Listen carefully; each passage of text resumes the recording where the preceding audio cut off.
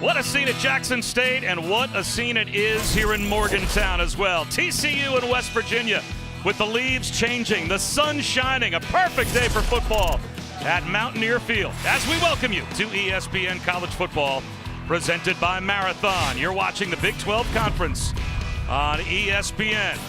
What a season it has been already for TCU after 21 years being led by Gary Patterson. They make a change. They hire Sonny Dykes away from SMU, and Coach Dykes has them for the first time in 5 years off to an undefeated 7-0 start and in the top 10 of the AP poll. The second team in Big 12 history to defeat a ranked opponent 4 consecutive weeks.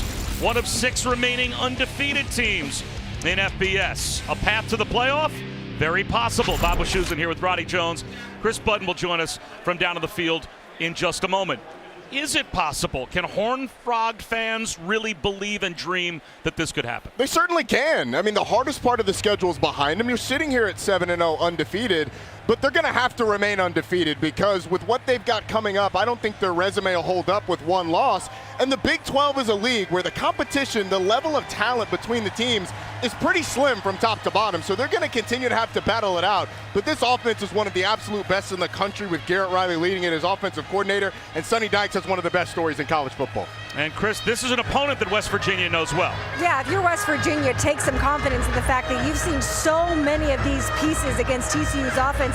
Last year, when you limited them just to 17 points, TCU has 10 of their 11 starters returning from a year ago. They've also had to battle from behind at halftime the last 2 weeks.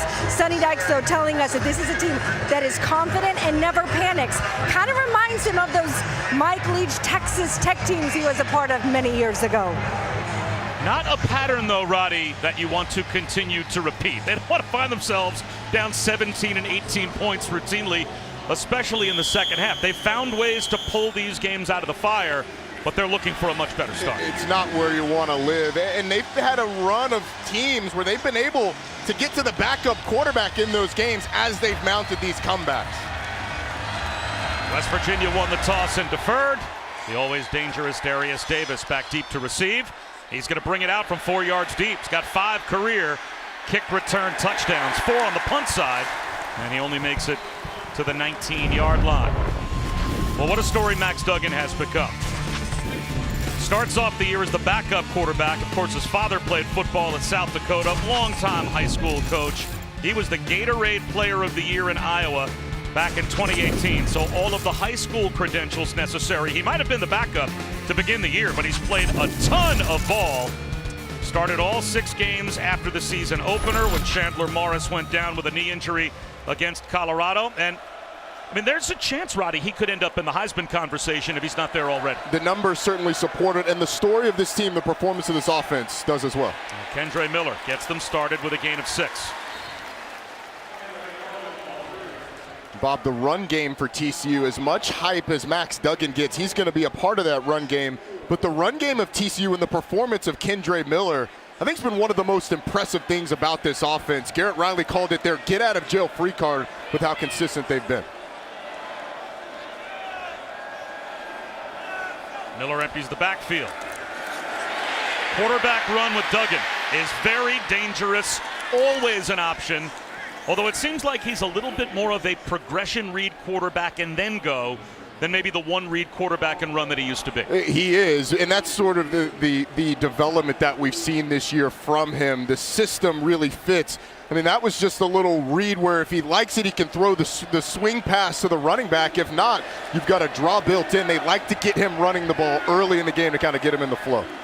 They're coming after him here. The blitz picked up. He's one-on-one out to the edge. Wide open, Darius Davis. Davis stays inbounds, toe taps, and gets out at the 42-yard line of West Virginia. So the blitz picked up, and it's a 26-yard gain. As you said, Bob, it's a really nice blitz pickup. And then just one-on-one with Davis Mallinger, the spear, that sort of Sam linebacker position. That's a mismatch that TCU takes advantage of. A little corner route where he sets him up nicely to the inside, and it's wide open to the outside. Trent Battle and Kendre Miller, both in the backfield, flanking Duggan.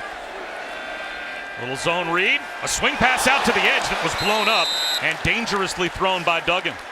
I'm not sure that he saw Charles Woods who sniffed that one out, knifing between the two receivers, but he was there. Charles Woods sees this immediately, gets right past Quentin Johnston and blows it up in the backfield. No pass interference behind the line of scrimmage. Charles Woods, a big addition coming off of injury to this West Virginia defense. Jet sweep, Davis. Inside the 40-yard line, wrestled down at the 37 for a gain of 5 by Aubrey Burks. So this West Virginia defense that has allowed over 590 yards of offense 2 weeks in a row forces an early third down. And this is where the legs of Max Duggan really come into play. As you get a look at Dante Stills, one of the best pass rushers in the Big 12. When he gets rolling, he can really cause some issues. They're going empty set, trying to get man-to-man, and if Max Duggan doesn't like it, then he can certainly take off with his legs. West Virginia brings a blitz, but whistles stopping play. A timeout called from the sideline by Neil Brown. So West Virginia spends a timeout here.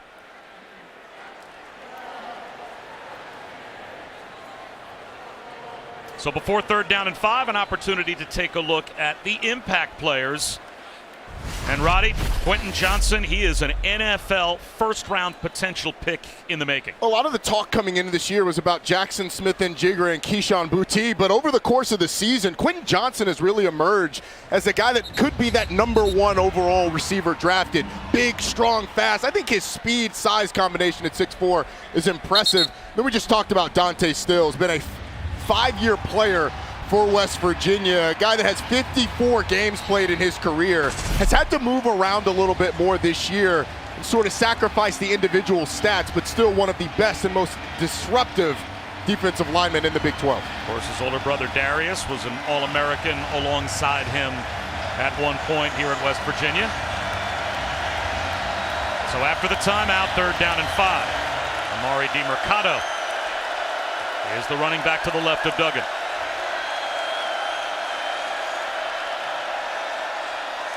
Duggan well protected and finds Quentin Johnston. A turnaround route inside the 30 down to the 27-yard line, picks up 10 and an easy first down. It's just a really good job of Johnston finding a little bit of space inside the corner. Woods, you saw Woods kind of point inside, expecting the safety Marcus Floyd to come down. But Johnston finds the space, gets the first down. Mercado quickly diving down to the 23-yard line, picking up 4. Davis Mallinger made the stop. Talked about Kendre Miller earlier in the game, and he is the bell cow for this Horned Frogs team. But it's a really good stable of backs, and this offensive line I don't think gets enough credit. They're big, experienced, athletic. They're asked to do a lot in this Garrett Riley offense. They've been fantastic this season.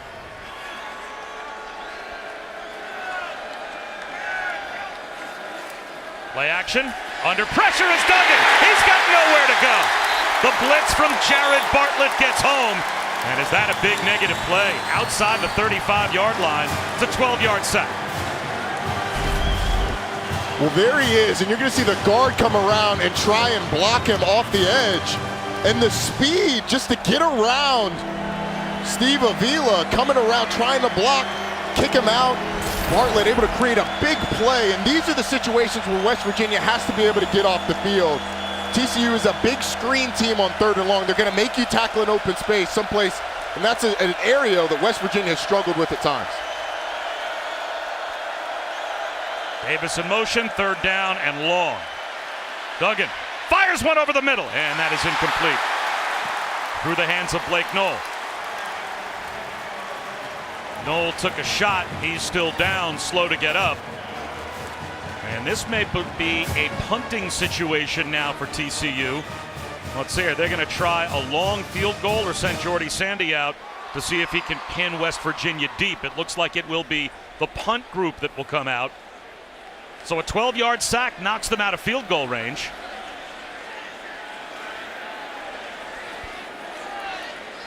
And Sandy hoping for the corner.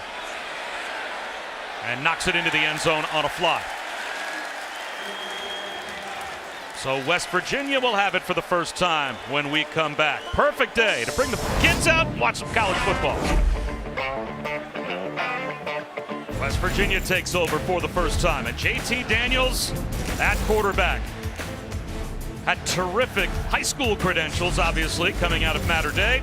Ends up as a true freshman starter for 11 games at USC in 2018, but 2019, a season-ending injury, ends up transferring to Georgia. Eventually, lost his job there to Stetson Bennett and transferred to West Virginia this past spring. So his third school, still only a redshirt junior.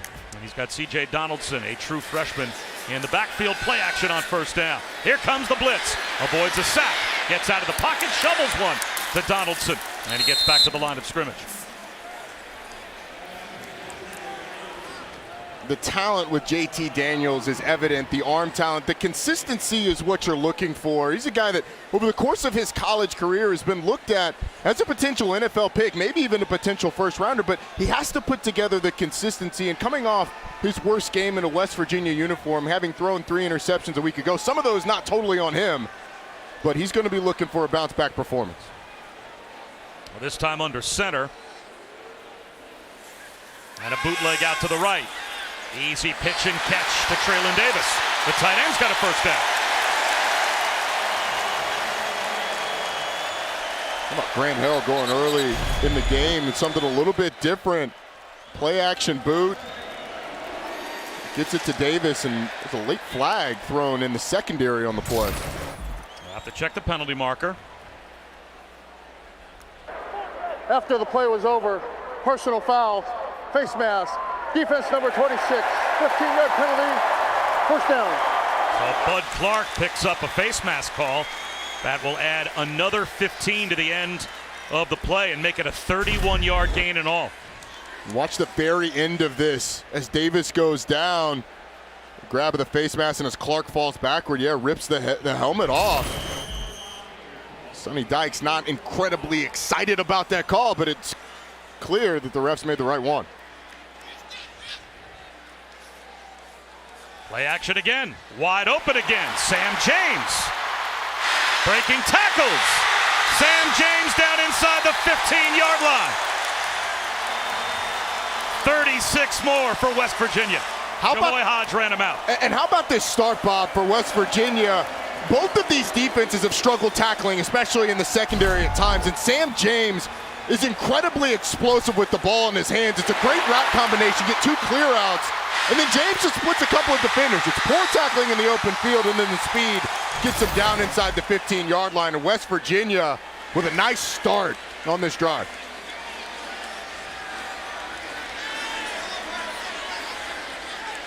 First and 10 in the red zone.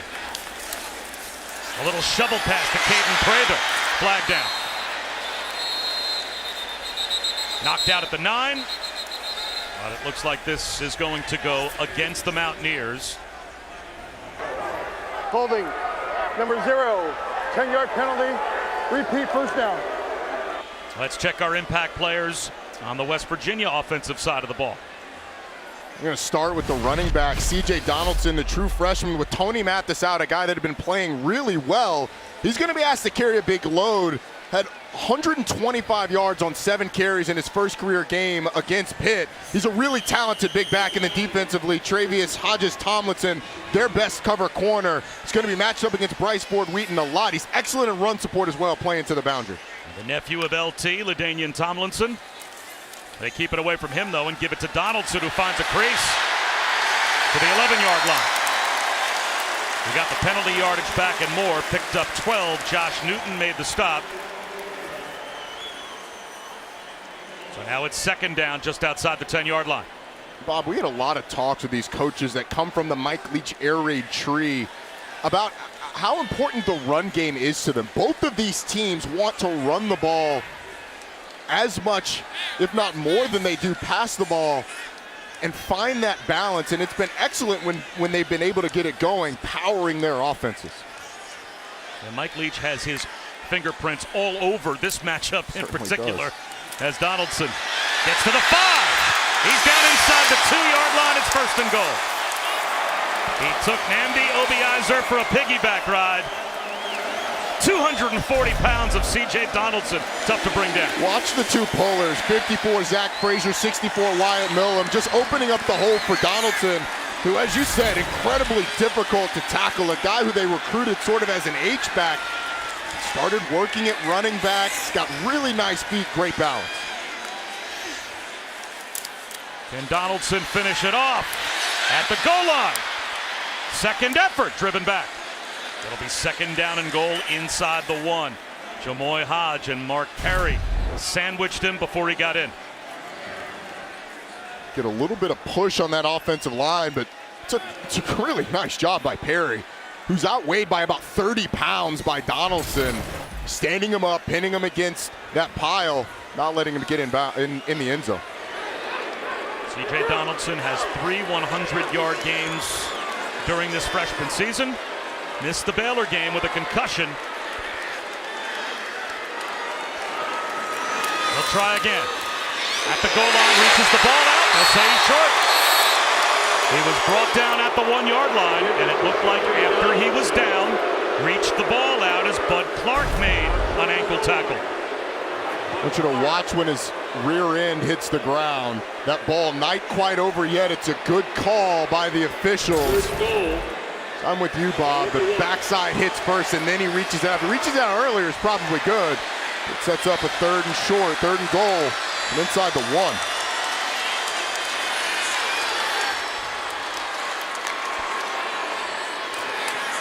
Donaldson again. This time the push gets him home for a West Virginia touchdown.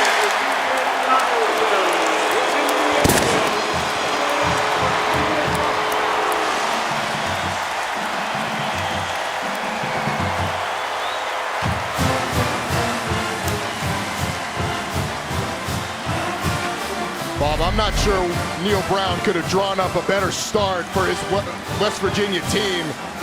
And Donaldson just using the strength and the size to not go down and get the ball into the end zone. Force a third and long, get off the field, your offense drives down, gets a touchdown. Nice start. And TCU in all too familiar territory, finding themselves down early as they surrender an 8-play, 80-yard touchdown drive. Chunk plays through the air to start, and C.J. Donaldson finishes it off on the ground.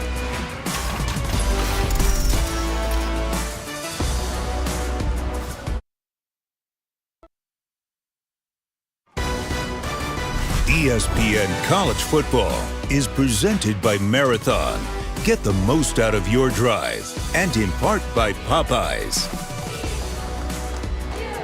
Well, one of the great traditions of college football. It's homecoming weekend here in Morgantown. A perfect night last night for the parade, and a perfect day today at Mountaineer Field. Speaking of the Mountaineers, they've got the current Mountaineers and then all the older former Mountaineer mascots coming back for their homecoming as well. They had a mascot reunion on the field before the game. They've got their muskets, got coonskin caps. I don't know that I've ever seen that many coonskin caps in one place at the same time. It's a first for me. And they've got a lot to cheer about. It was an impressive touchdown drive to begin. A flag thrown on the kickoff return by Darius Davis.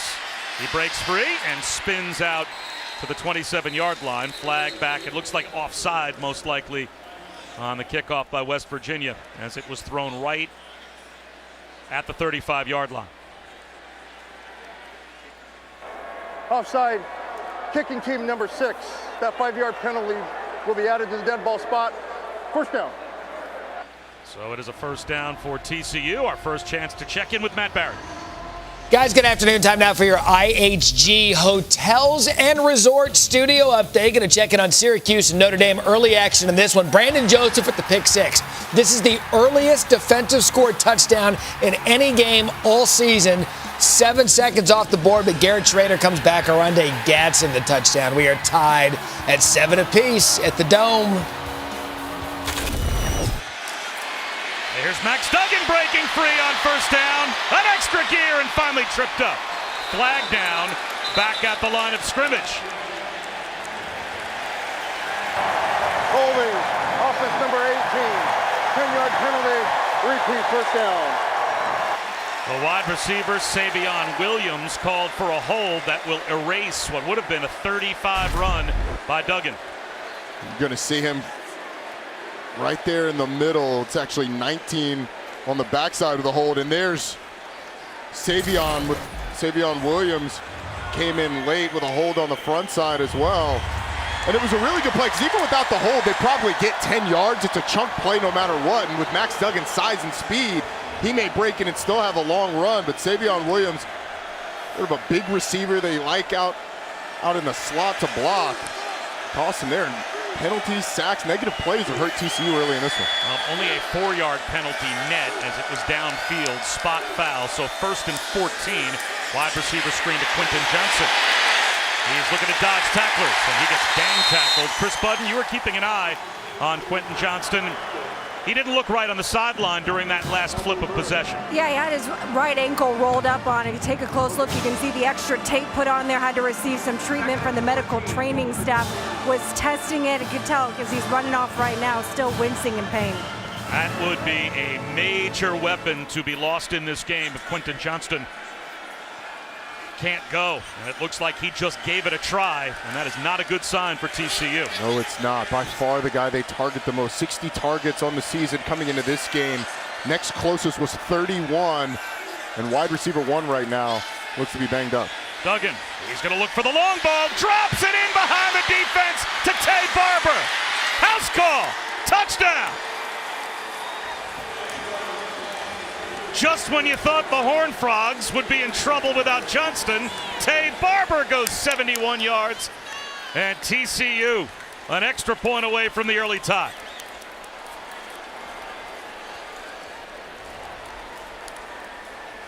What a big play for TCU in the pass game.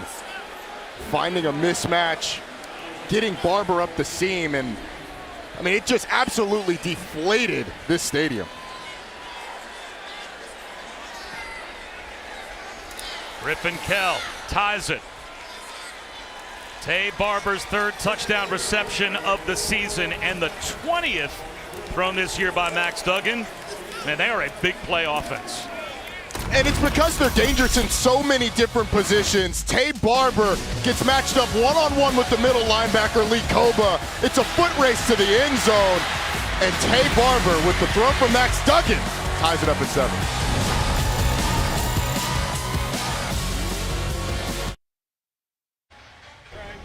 Welcome back to ESPN College Football, presented by Marathon. If you're still out there at your tailgate here at Mountaineer Field, you've missed a lot already.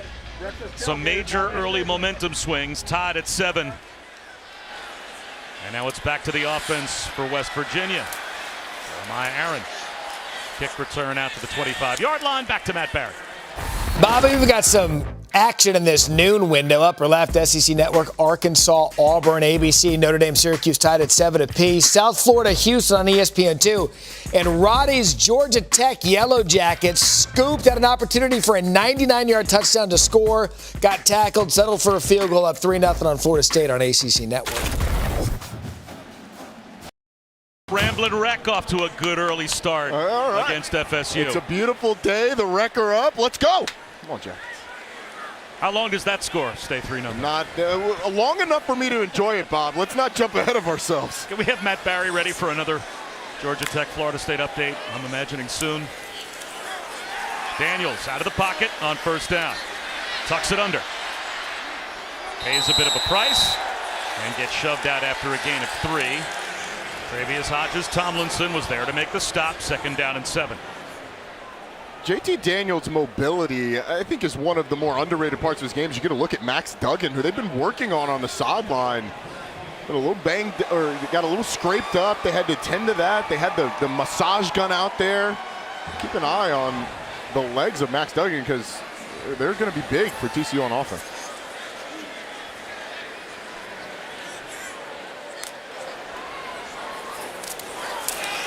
Jay Donaldson following his blockers to the sideline and has a 1st down. Flag down. Did he take a late hit out of bounds? It looked like D. Winters came over and hit him late. If so, it looked like D. Winters delivered a late hit and took the worst of the contact. He certainly did. I actually thought he kind of tried to pull up at the end. There is no foul in the play. Second down. And maybe the officials, after talking to one another, thought the same. He definitely makes contact with C.J. Donaldson while he's out of bounds. I don't know that he pulled up as much as I thought he did. I think the size of C.J. Donaldson plays into it. I always feel like if for those big guys, if they end up hitting the ground, they might get the call, but I can see why West Virginia fans would be upset. JT Daniels, after the first down run, jerks off a sack, throws one across his body, and he's got a gain of 7 to Caden Prather.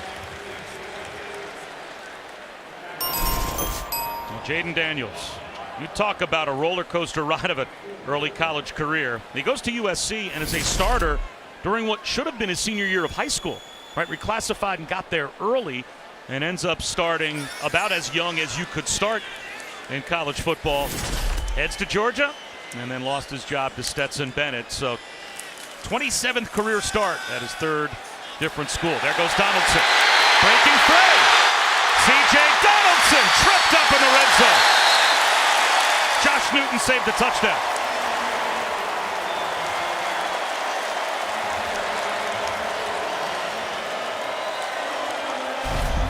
You're going to get a couple of pullers coming around the block, but watch the block on the outside by the receiver.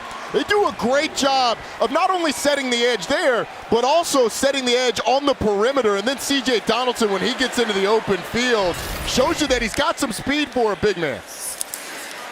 He'll take it again, and it's a reverse. Flipped to Sam James, making men miss. Down to the 5-yard line before he's bumped out of bounds. 14 more on the reverse to Sam James, and it's 1st and goal. This TCU defense has had a tough time tackling Sam James in space. Again, out there on the perimeter, great block thrown. West Virginia's had a ton of success getting out on the edges. See if it stands up. There's a flag down. Holding. Offense number 64. 10-yard penalty. Repeat first down. So the officials wipe away the gain that would have made it 1st and goal. That'll put the ball all the way back out to the 28-yard line, it looks like. Well, Wyatt Milam shoves the defender inside, and that good block, yeah, it's certainly a hold when you got the arm wrapped around on one side and then gripping him on the other. Brings back a big play, and that's one of those linemen that get out in space with the smaller guys tend to panic a little bit. The technique goes away. What we really needed was a kick-out block, and it'd have been good to go. So now it's 1st down out to the 28-yard line. 1st and 19. Screen set up. Bryce Ford Wheaton. Inside the 15-yard line. Hodges Tomlinson bumped him out at the 13. This offensive line's missing a couple of starters. You got Doug Nestor on one side, James Demitter on the other. Out, and they've still done a nice job. Reese Smith down to the 6-yard line. That looks to be good enough for a 1st down. It's 1st and goal. And despite the penalty, they're right back where they were a moment ago.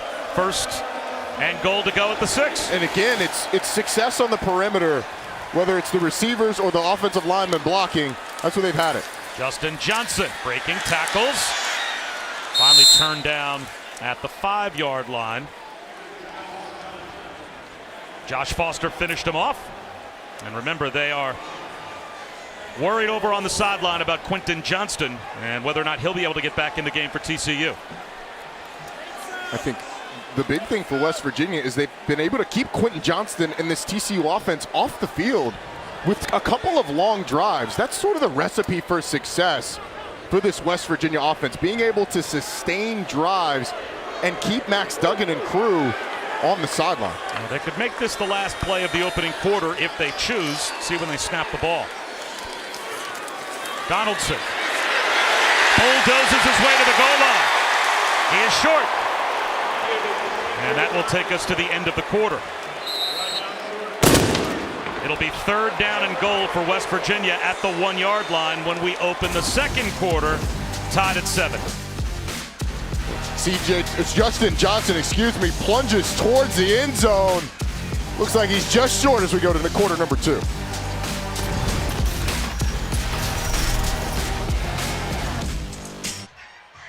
Our Saturday night football game presented by Capital One in the Big House. Jim Harbaugh's 4th-ranked Wolverines host the Spartans, the 115th battle for the Paul Bunyan Trophy at 7:30 Eastern, 4:30 Pacific on ABC, as well as the ESPN app. We start the second quarter.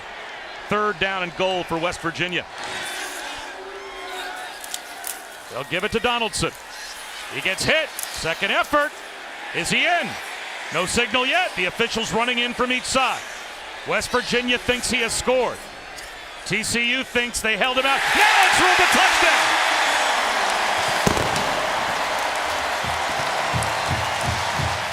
The second rushing touchdown already for C.J. Donaldson.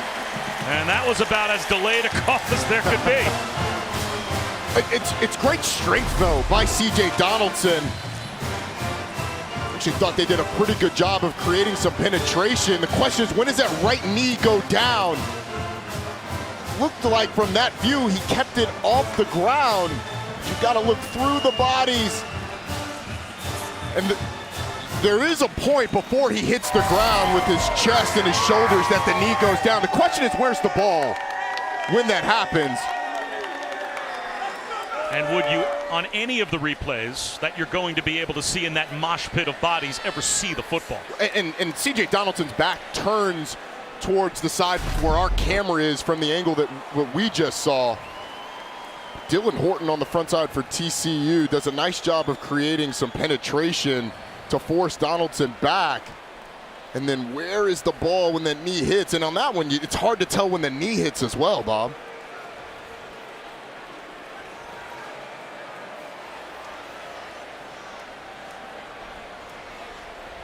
So hard to tell when that knee is down from either of those two angles.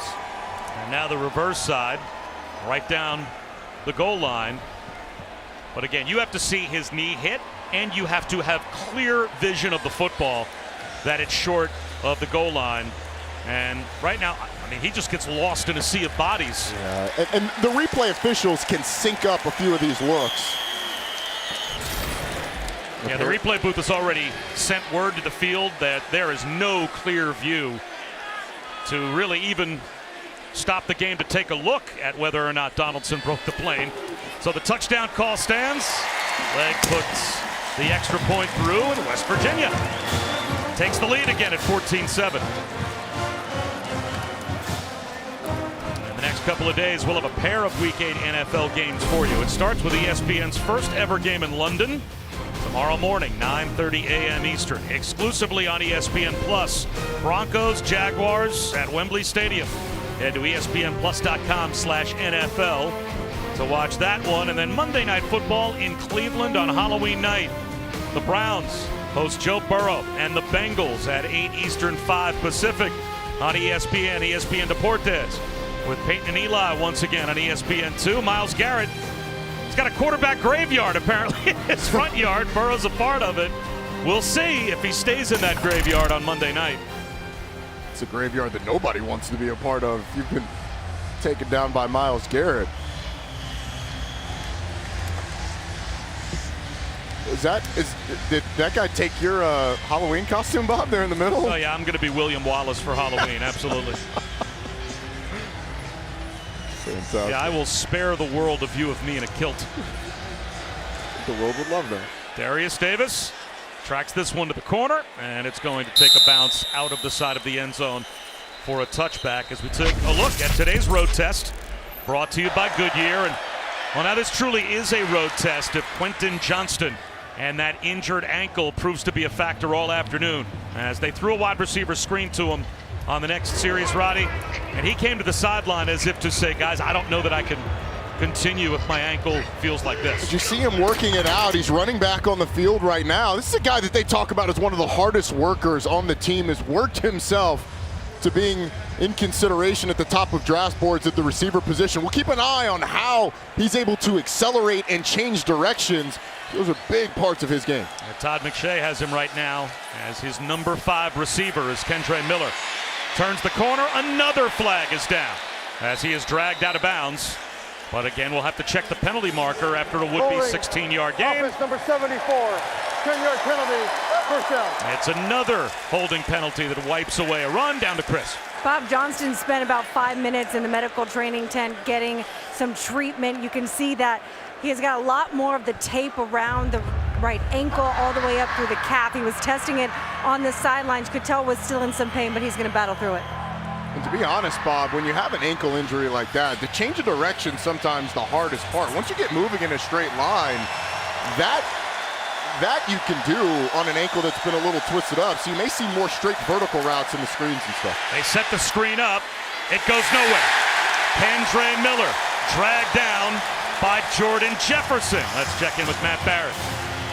All right, I got your AT&T 5G studio update. We have a college kicker situation between Oklahoma and Iowa State. That one, fake field goal, Zach Schmidt. Hey, kickers are athletes too. 10-3 Sooners. It's debatable on the kickers are athletes. That was Dante Stills, pardon me, with that last tackle as he was all over the would-be screen, 2nd and 22. Four-man rush.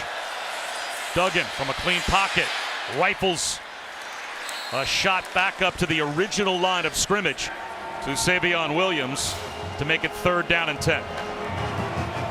It's a great job of Max Duggan hanging out in the pocket and cutting it in half. You were in 2nd and long, now you're in a 3rd, still 3rd and long, but certainly much more manageable. You're able to get it down to 10 yards. You can design some plays for this, and they put Quentin Johnston by himself. Garrett Riley's putting Quentin Johnston by himself to the bottom. Now they're getting a motion over to try and get a tell on the coverage on the back end for West Virginia. Only a 3-man rush. First down catch is made. Boy, that was perfect delivery from Max Duggan. He hit Tay Barber earlier for a big touchdown, and now a big 3rd down conversion. And it's just really soft coverage for a drop 8 situation. It's an easy pitch and catch for Tay Barber. He just pushes up the field, a deep out. You get a clear out on the outside. That's way too easy on 3rd and 10 for TCU. Counter handoff. And that looks to go for about 7 yards. As Kendre Miller pushes the pile to the 45-yard line. Marcus Floyd made the tackle.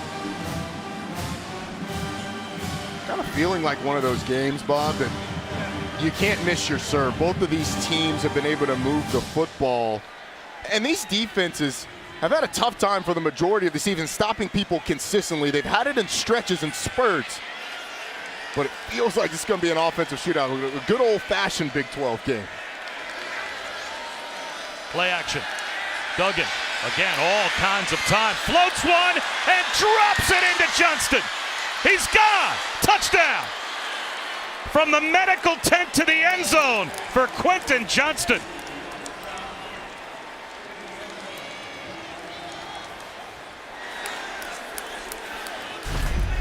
Johnston's just going to run the deep over route, and he's going to get matched up right here with number 13, Hershey McLaurin. There's going to be a little bit of contact, but Johnston fights through it. McLaurin hits the ground, and then there's absolutely nobody after that. A nice little shield block down the field by Darius Davis, but it's great design by Garrett Riley, who's now schemed up a couple of times these receivers on either linebackers or safeties, and TCU, the explosive play. Quentin Johnston's 4th touchdown catch in as many games, 55 yards. Sonny Dykes' team with another answer. They fell behind 7-0. They answered with a deep shot to Tay Barber. They fell behind 14-7. And it's Max Duggan to Quentin Johnston again for the equalizer.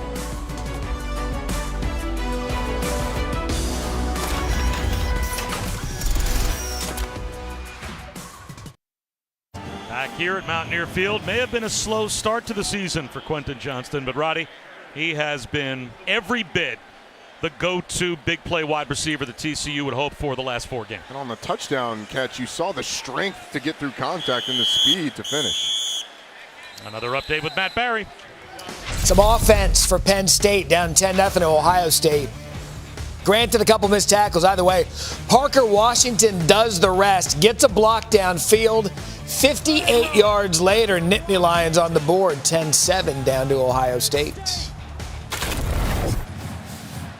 So a big play in the Ohio State-Penn State game. It feels like in our game so far, that's all we've had. 368 yards of total offense. And we haven't even played 3.5 full minutes of the second quarter yet. Now it's JT Daniels' turn. Justin Johnson falls forward for 2.5. You're going to start to see TCU, especially in the secondary, creep closer and closer to the line of scrimmage on early downs because of West Virginia's success running the football.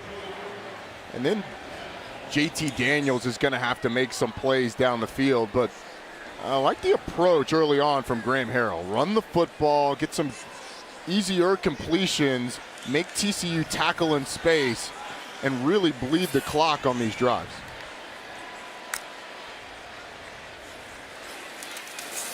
Justin Johnson again. Finds a cutback lane. He's got a first down. We're expecting it'll be Johnson and C.J. Donaldson as the 1-2 punch today at running back. Tony Mathis with an elbow injury is out today. So he and Donaldson were really the 1-2 punch at running back as Tony Mathis leads the Mountaineers in carries this season, but he is down today. And it's been good to, Tony Mathis, first of all, was playing really well. It's been good to see Justin Johnson, though, who was questionable coming into today. Looks pretty good. Swing pass out to Reese Smith. Makes a man miss.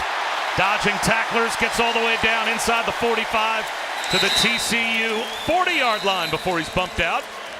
They'll rule him out at the 39. It looks like we have a flag down. Again, it's an easy throw, and then you're asking TCU to tackle in space. Abe Kamara can't do it. You get some pursuit from the inside. Another broken tackle from D. Winters, and so this is going to come back a little bit. Downfield. Offense number 63. 5-yard penalty. Repeat first down.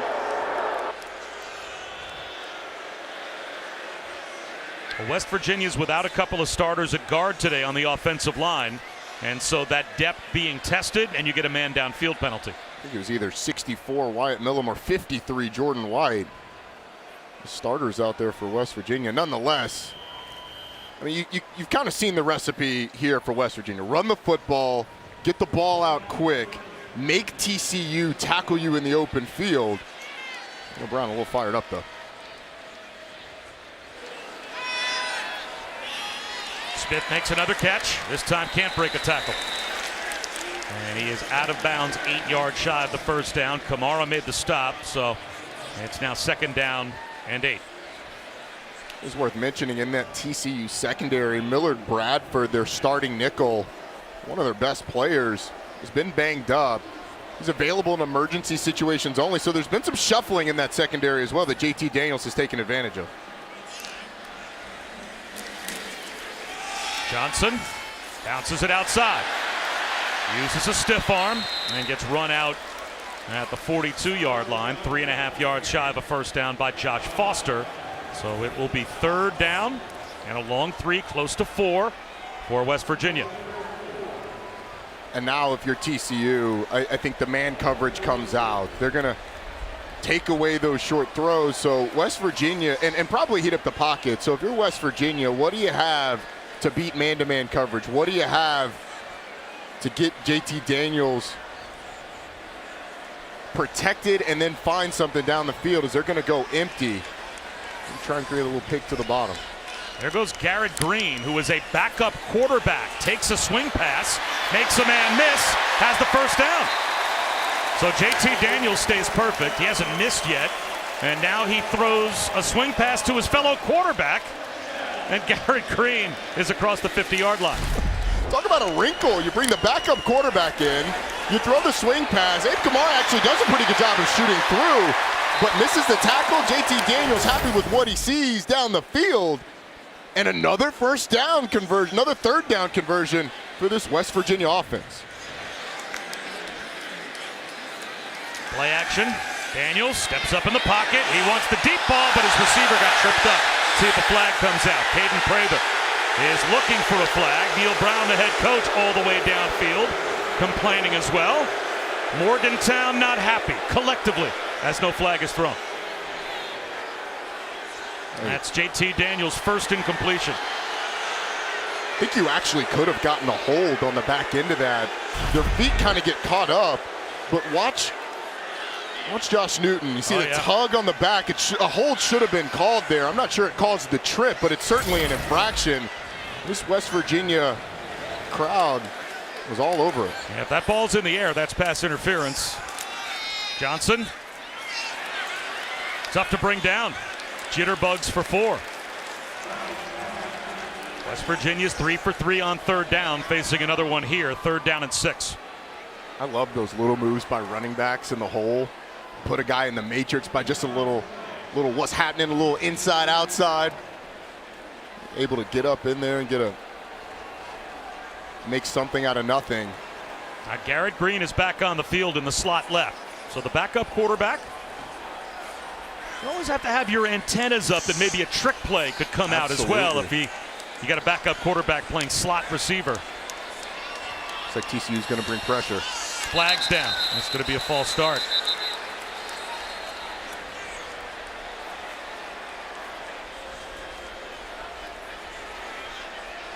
False start. Offense number 13. 5-yard penalty. 3rd down. After literally fighting for his motherland, Ukraine, former 3-division world champ Vasily Lomachenko is back and looking for a title fight. But first he has to get past Jermaine Ortiz. It's 12 rounds of top-ranked boxing lightweight main event action tonight, exclusively on ESPN Plus. Coverage from the theater at Madison Square Garden begins at 5:30 Eastern, 2:30 Pacific. The main card at 10 Eastern. Daniels, pressure coming from the backside, and the ball comes out wobbly as he was hit. Daniels running downfield. He thinks that's a fumble. It gets scooped up by Hodges Tomlinson. And let's see if the officials rule this. Hodges Tomlinson came and knocked the ball away from Daniels, and they will rule this a fumble. Noel Uguak picked up the loose ball and ran to midfield. All of the other players for West Virginia stopped, but Daniels, I think, knew this may have been a fumble. It looks like his arm starts to go forward as it's hit by Hodges Tomlinson. Question is, when does that ball come out of the hand? Let's see if we can get a look at this one. That is as close as it gets, because I'm not sure the ball starts to move forward before the hand comes out, because as the hand comes through, it's certainly empty. I think it's a good job by the officials of letting it go and then cleaning it up on the back end.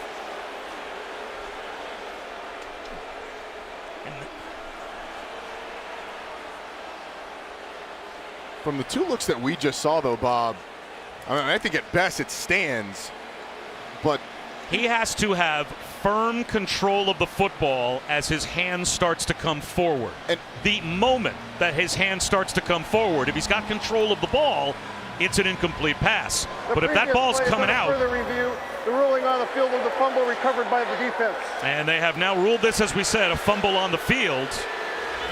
We'll see what the replay booth has to say about it when we come back.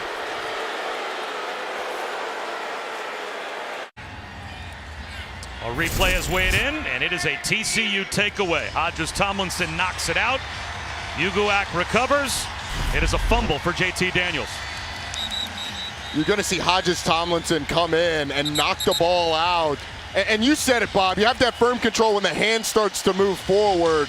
And he certainly does not have that. And then watch Justin Johnson, the running back. Hodges Tomlinson comes off the edge. He runs right by Hodges Tomlinson. The running back does. He thinks about going and taking him, ends up not, and that's what causes the takeaway. So some confusion there, and then on the back end, you pointed this out, Bob. The only guy running for the football, 98, Dylan Horton. Good for him, playing until the whistle. So it's 1st and 10 near midfield for TCU. Max Duggan gives to Kendre Miller. Right up the gut goes Miller. He's gone. Touchdown. 51 yards.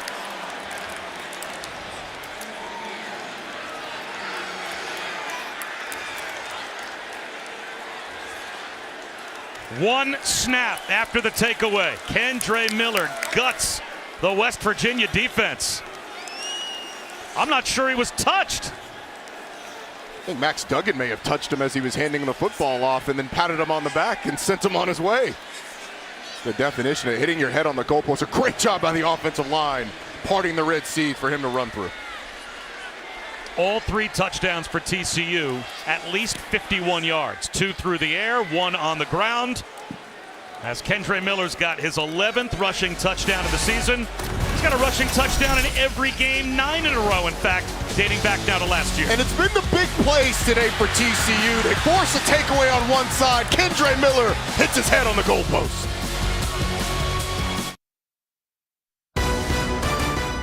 ESPN College Football, presented by Marathon, is brought to you by Goodyear. Discover the possibilities. Goodyear, more driven. Quentin Johnston, first team All Big 12 last season, on the Bolitnikoff watch list this season, and with good reason. Another big play touchdown as Aaron brings it out for West Virginia. And doesn't even make it past the 11-yard line. Back to Matt Barry. Developing situation in Happy Valley. It was 10-0. Now Penn State, Keandre Lambert-Smith wide open across the middle of the field. Penn State has grabbed the lead on the Buckeyes, 14-10. Bob, there were some questions coming into this game. How good is Ohio State on defense? Statistically vastly improved, but level of competition had not been that high. Penn State getting after him. And West Virginia hustles up to the line, possibly trying to quick snap it here. And they do. Little jet sweep action to Sam James. And he is met by Kamara. Picked up 3 yards.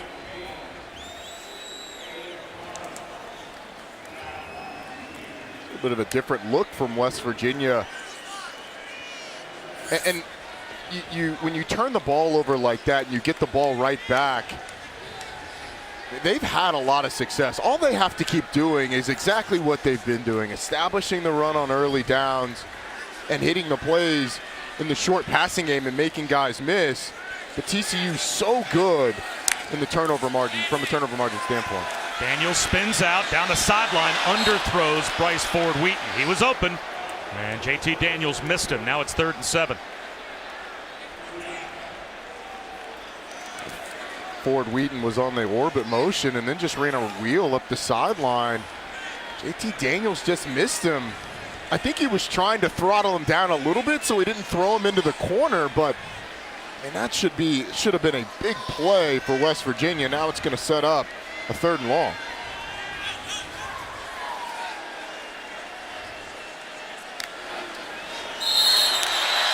Contact made. Time on Mitchell jumped offside, and now he immediately goes to the sideline in shame. He's going to go over there and try and hide while they announce his number.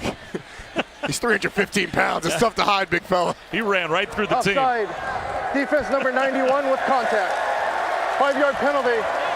3rd down. It's still short of the 1st down. It's still 3rd down and 2. But Tymon Mitchell ran right through his teammates, right behind the bench. Let me get away from Coach Dykes real quick. Where can a 315-pound guy hide that the coaches can't see him? It's a cardinal sin when the nose tackle who's looking at the football right over it jumps offside. He knew it. A run for Donaldson. Very close. It looks like he just squeezed the ball to the line to gain. And it looks like the officials are going to say without measurement that yes, indeed, it is a Mountaineers 1st down. It's so frustrating for TCU because you have West Virginia in 3rd and long. They created 3rd and short, just hand it off inside. These running backs have really done a nice job behind this offensive line, finding space both inside and then getting out on the perimeter. But that time, Donaldson just finds a little bit of space and gets the 1st down.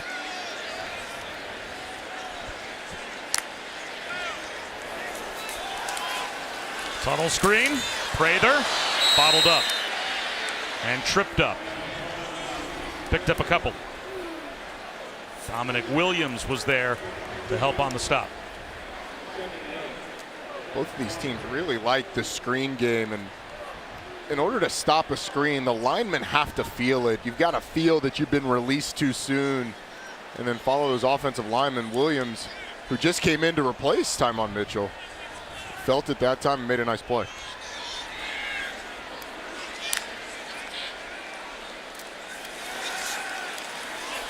Shot down the sideline, but stopping his route was Cortez Sprayham.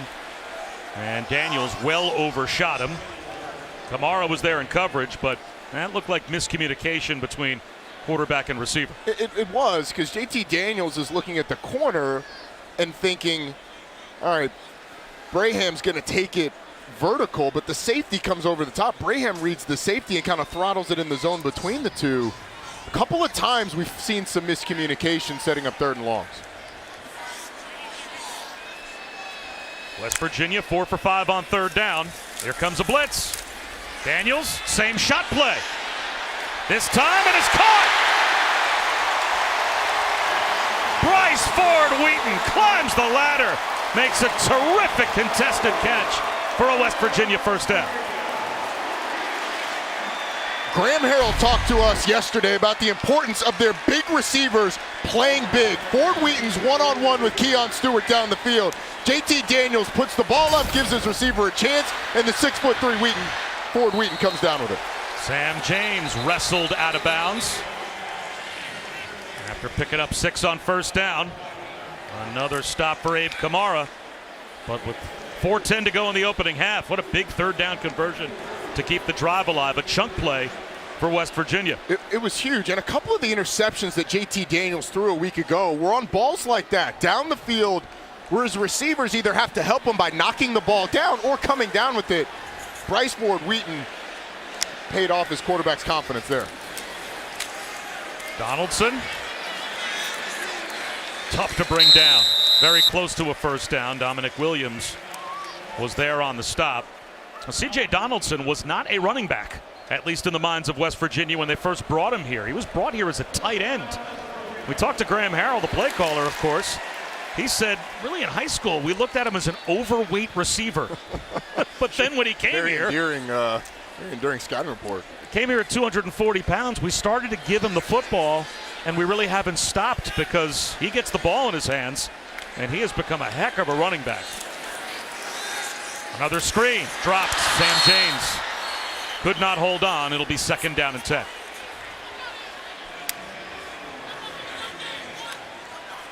And Graham Harrell told us, C.J. Donaldson, we knew he was a good athlete, but I think it's a testament not only to Graham Harrell but also to Neil Brown, the offensive coaching staff, to think outside the box, right? Take a player and put him in a spot where you're trying to accentuate his best traits, even if it's a position he's never really played before. And the change of rules this year with the NCAA allowing coaches to do some individual drills with players allowed him time in the summer with Chad Scott, the running backs coach, and you've seen the development. Here he goes again. Inside the 30-yard line, down to the 29. So it's going to be 3rd down once again, and 6 for West Virginia. And is that Donaldson that's down and hurt?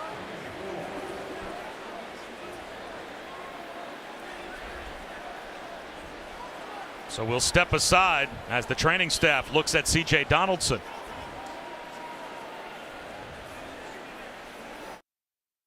Coming up on the Lexus halftime report, Ohio State, Penn State, back and forth. Buckeyes finally getting tested. Plus Syracuse and Notre Dame locked into a tight one in the first half. For the Big 12 audience, Oklahoma, fake field goal has them over Iowa State. Dan Mullen, Joey Galloway, join me coming up on the Lexus halftime report.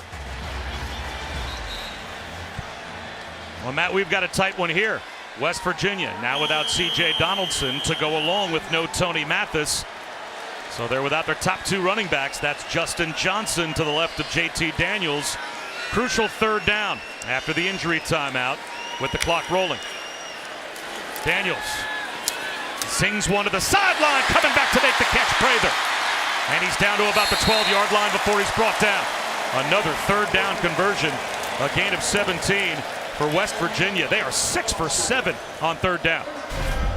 And Caden Prather, look at the physicality at the top of the route. Just shoves Josh Foster off to create that separation. That's a big receiver playing big. Prather, 6'4", uses his body to push the defender off, create separation, give JT Daniels an easy throw. And they almost seem unstoppable on third downs at this point. And I like them slowing the pace down. Try and make this the last possession of the first half. Give TCU as little time as possible to have the ball back. We'll see if TCU uses any of their timeouts. Swing pass to Garrett Green. And he's bumped out of bounds inside the 10-yard line. And the ball was snapped before 2 minutes hit the clock. So the clock's going to start once they set the ball after him going out of bounds.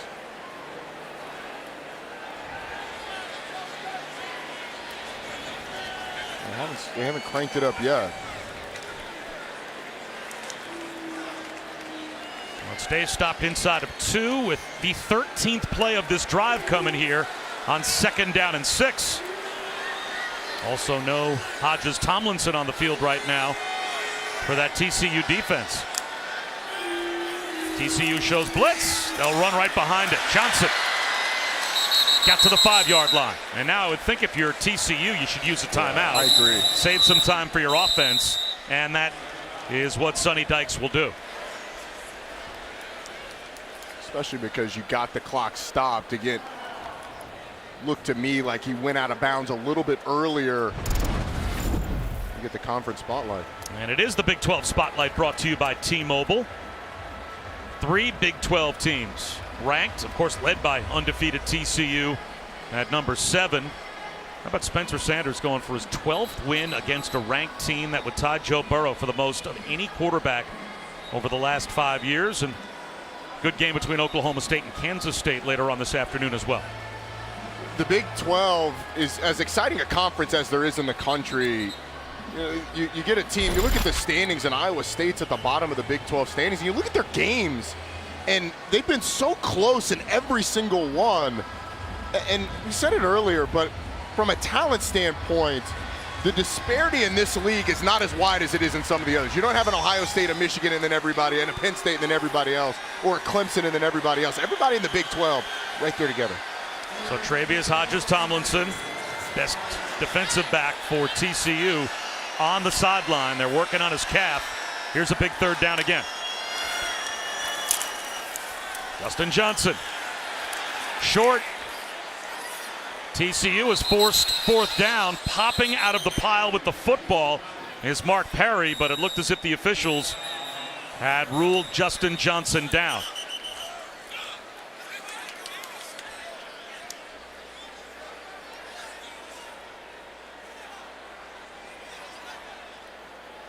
So Neil Brown now with a decision to make. You'd certainly think TCU would be wise to call another timeout here, but the officials get together and talk about, looks like, the outcome of that last play.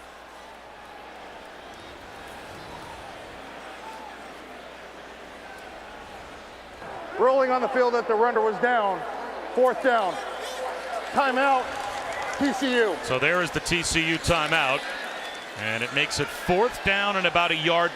Well, this season, All-State will celebrate every field goal and extra point made by participating universities by making a donation to the university's General Scholarship Fund. Thank you to All-State. And we were talking, Roddy, a moment ago about if you're Neil Brown, how you approach this game strategically. This is a chip shot field goal, 4th down and about 1.5 yards. But do you come into this game realistic about your defense, saying threes probably don't help me against TCU? Even if it's still early in the game, in the first half, are you going for it on 4th down because you feel like you have to have 7s when you're within striking distance? In this situation, I am. Again, because as you said, when you're in striking distance, you got to have 7s. The other part of it is if you get the first down, you have an opportunity now to either pull another timeout or to drain more clock. And if you give the ball back to TCU, yes, you're in a situation where you may go into halftime down 2 scores, but you're here to win the football game, so I would go for it in this situation. And it looks like they will put their offense back on the field to go for it on 4th down and close to 2. They've been excellent on 4th downs, converting 13 of 18 this season. They don't have C.J. Donaldson, that big hammer looking for a nail running back. It is Justin Johnson. Raider in motion. Daniels. He'll roll out and throw. To the goal line, he's got a touchdown. They go for it on 4th down, and they score, and it's Justin Johnson who was wide open.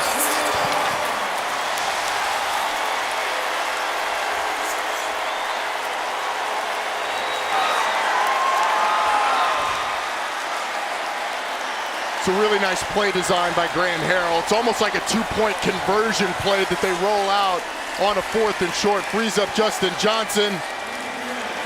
And Neil Brown going for it on 4th down pays off. Graham Harrell dials up a 15-play touchdown drive. And we're deadlocked at 21.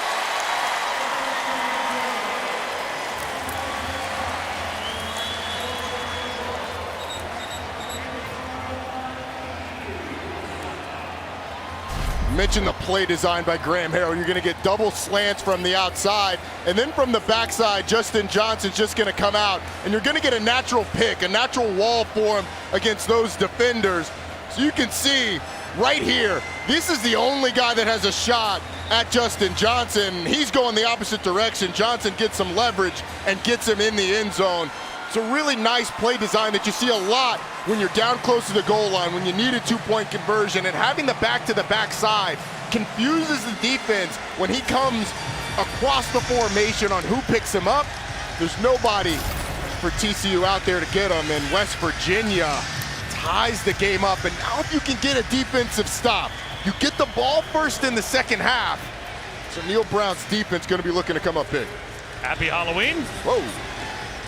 Didn't mean to take you by surprise there. We are tied at 21. Now using those timeouts, Sonny Dykes did preserve a lot of time for his offense. 1:35 on the clock, and they still have a timeout.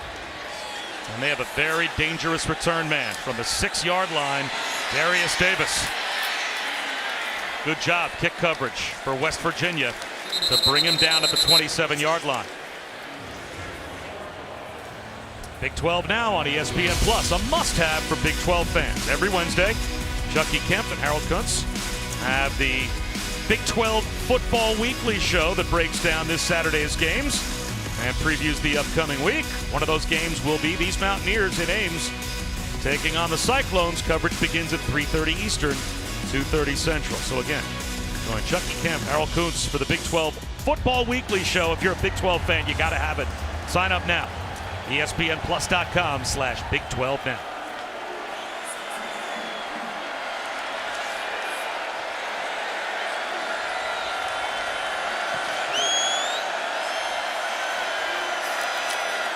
Screen pass on 1st down. Tay Barber. And that'll keep the clock rolling. A 2-yard gain as we check in with Chris. Yeah, West Virginia defensive coaches trying to keep them from having a meltdown. There was a lot of chirping after that last possession, finger pointing. So just because we don't do things right doesn't mean you guys have to freak out. Well, they give up another one to Barber for a 1st down. That'll stop the clock with 1:05 to go in the half, and TCU still has that one timeout. You'd imagine West Virginia going to go with a lot of coverage here until TCU gets a little bit closer, playing 3 safeties deep right now. So there's going to be those holes underneath for Max Duggan. Duggan faked the screen, batted ball, and it falls incomplete.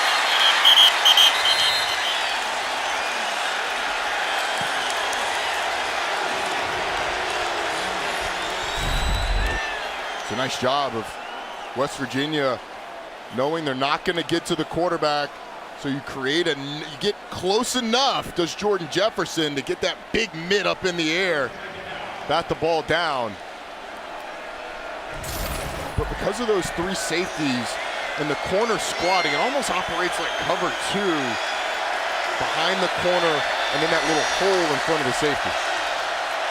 8 straight completions for Duggan before that batted ball. So he's been hot. Well protected here.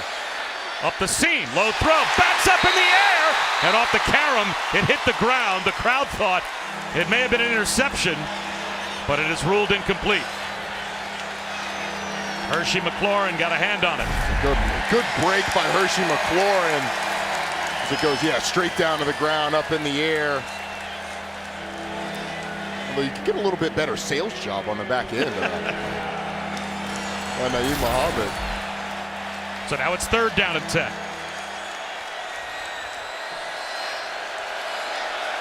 Only the 4th 3rd down that TCU has faced here in the first half. They're 2 for 3. I've not seen a lot of Max Duggan's legs since that first drive. Neil Brown takes a timeout. He's going to call a timeout on defense. Timeout. West Virginia. 30-second timeout.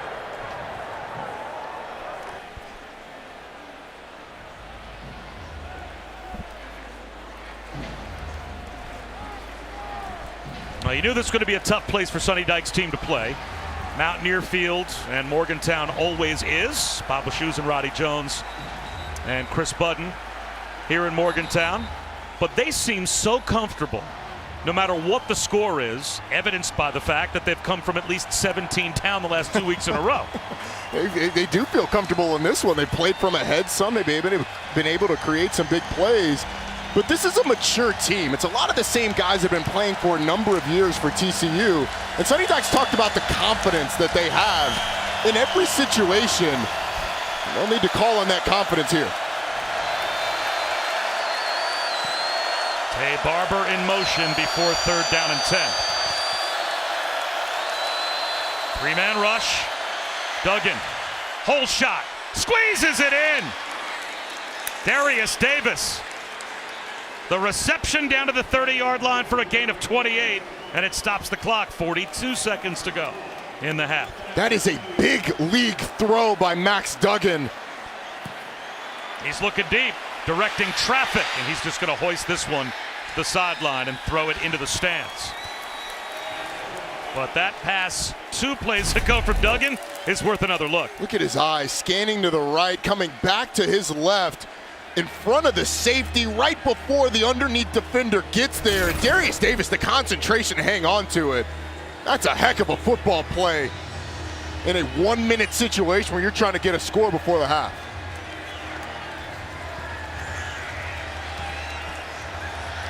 TCU still has that timeout. They've done a great job of operating, so they haven't had to use it. They're already in field goal range.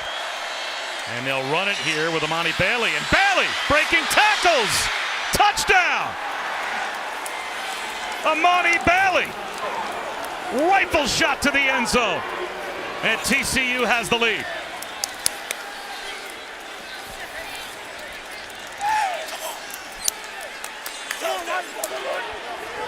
How about Garrett Riley? Having that timeout, you know you can hit a run play, and even if you get tackled before the 1st down marker, you can call a timeout and preserve some of that time. But on the upside, you get blocks down the field, which they got from Wes Harris especially. Maybe you get in the end zone, and how about TCU? Imani Bailey's first touch of the first half is a 30-yard touchdown run. Because there's only 3 linemen, they're planning on rushing 3, and those defenders are played off, it almost gives the offensive line free runs at the 2nd and 3rd level. And Wes Harris does a nice job of getting up to the 2nd level, and Amani Bailey just finishes it.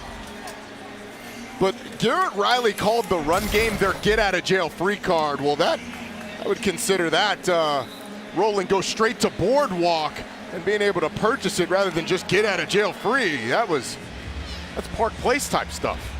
We're on our way, if form holds, to close to 1,300 yards of total offense.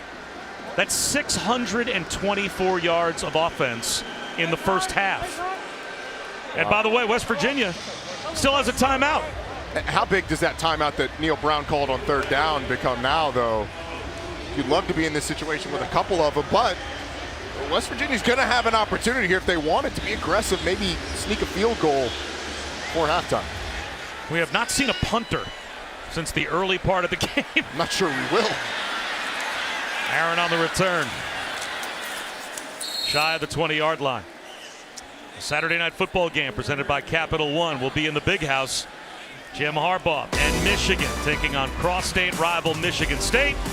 The 115th meeting for the Paul Bunyan Trophy at 7:30 Eastern, 4:30 Pacific on ABC, as well as the ESPN app. Both teams coming off bye weeks.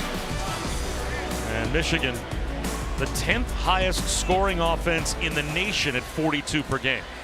They don't do it like a lot of other teams do. They just bludgeon you with the run game. They got an incredible stable of backs. That offensive line has been fantastic. JT Daniels looking downfield.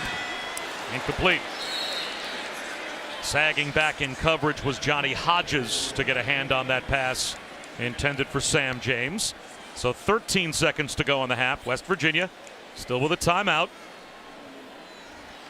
Curious on how aggressive West Virginia is here. With that timeout, you can get something past the first down marker. Maybe you can run up and spike it or use the timeout. Get in position, heave one to the end zone.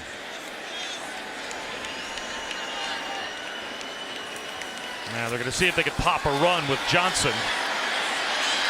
As he gets to the sideline and is brought down after a gain of 8. Do they bother to call the timeout? Or since they start the third quarter with the ball, just go to the locker room.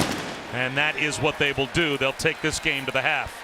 A touchdown lead for TCU at the break. Time for the halftime report. Back to the studio and Matt Barrett.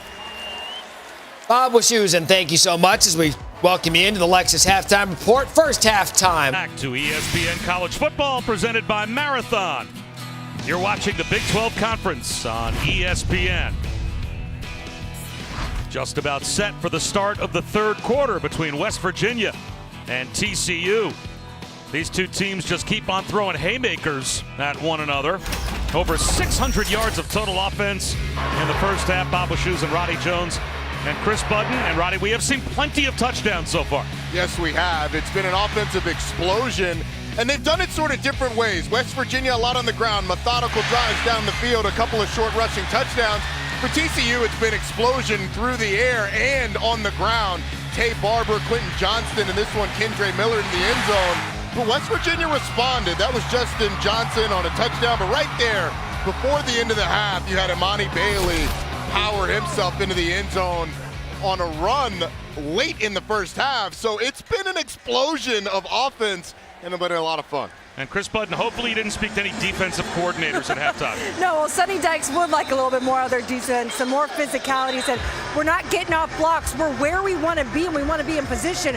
We're just not taking guys down. For Neil Brown, the message to his team is fight. It's been that all season. They're where they want to be. They do get some good news.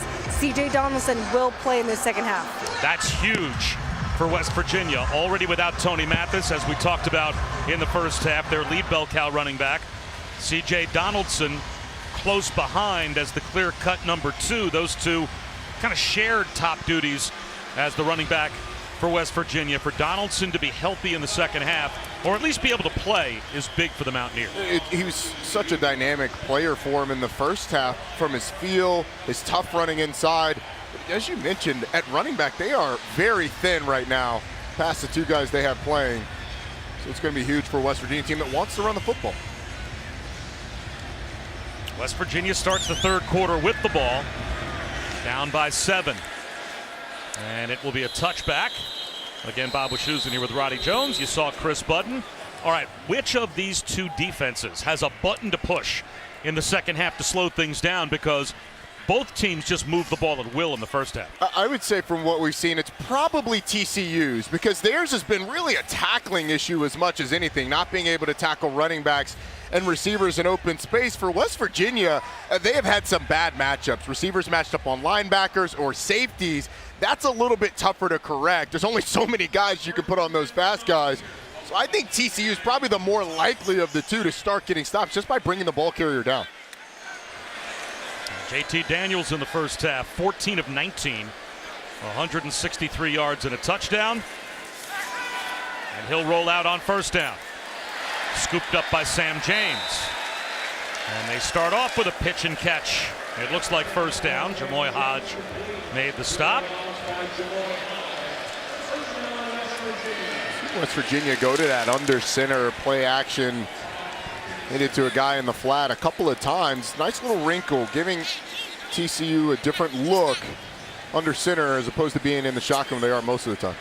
Sam James leads West Virginia, but 8 different players with receptions in the first half. And now C.J. Donaldson, who's creeping up on his 4th career 100-yard game. Hodge brings him down.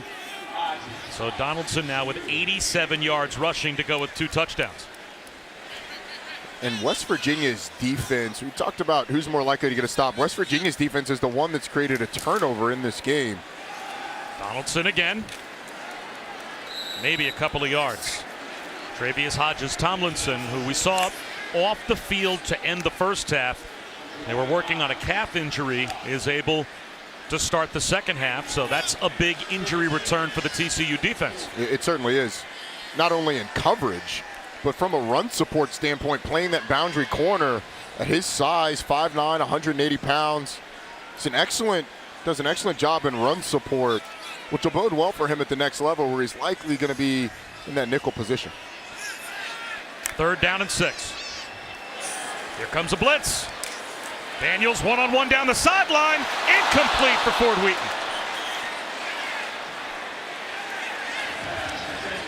Josh Newton was beaten by Ford Wheaton, but they couldn't connect. Flag down, though, at the line of scrimmage.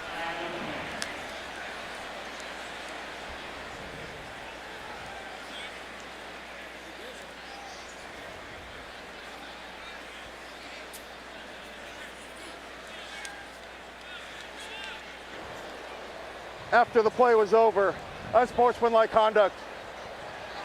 Offense number 53, 15-yard penalty. It will be 4th down. That is number 53's first unsportsmanlike foul of the game. It's a big stop for TCU on the defensive side of the football, caused by Bryce Ford Wheaton, who disengages. But you see right there in the middle, Jordan White, number 53. Gets pushed to the ground. And it's always the second guy. I mean, you take a swipe at a guy's face, and that's going to get called every time. So the rugby-style kick, the first punt of the day, and now getting run into on the return was Darius Davis, so the flag comes out. I would have to think it's got a good chance to be kick-catch interference, which would be another 15-yard penalty. We'll take a look and see what the officials come up with. I would too, but it looked like the West Virginia defender got hit into Darius Davis by one of the TCU players who was trying to block. So you had a West Virginia coverage guy pushing a TCU defender into a West Virginia player who got hit into Darius Davis. Well, if you get blocked into the return man, then that's a different story, and that might be what the officials are hashing out here. But what if you have a guy that gets hit by a guy who's getting blocked into the return man, which is what they've got to sort out. There is no foul for catching interference. It'll be 1st down, West Virginia. So it becomes a 58-yard punt. They pick the flag up. And they're going to say that this ball actually made contact with Davis on the way down, which made it a live ball, which allowed for a West Virginia recovery. Wow. So West Virginia's got the football at the 17-yard line of TCU. Yeah, you can see it. It's caused by, is that Bryce Ford Wheaton pushing TCU player into his teammate? Sam James made contact with Darius Davis, but according to the officials, play is under further review. And now they'll take another look. On the field was muffed by the receiving team, recovered by the kicking team. So you have a gunner getting blocked into the return man, and then Davis touches the football, which made it live. That's the call on the field. We'll see what replay says.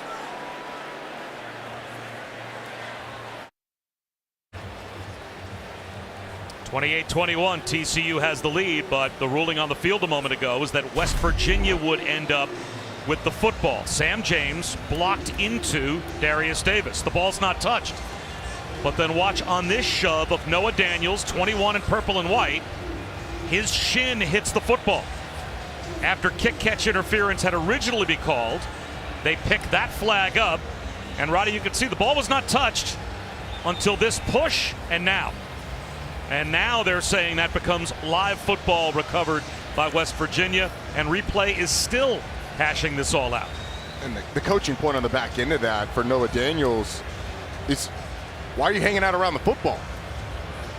Tell you to get away from it. If you're going to go recover it, but there's no reason to just be hanging around and get pushed into the ball. This review has taken a long time, though.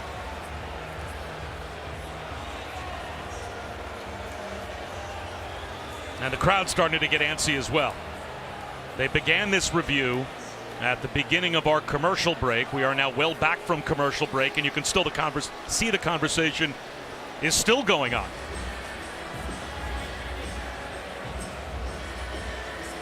Looks like we're about to get an explanation pretty soon.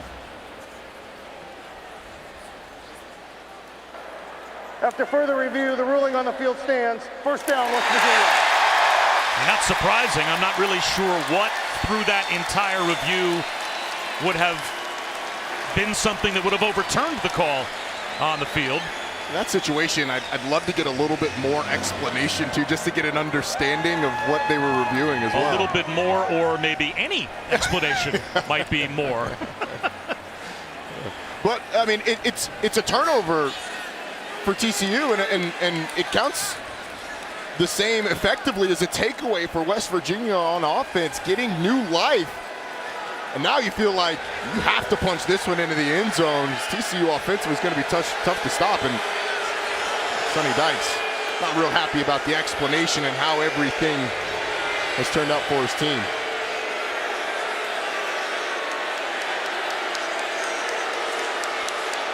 So now after all of that, Sonny Dykes is being given an opportunity to speak his piece. And ultimately this ends up with West Virginia with the football in the red zone at the 17-yard line.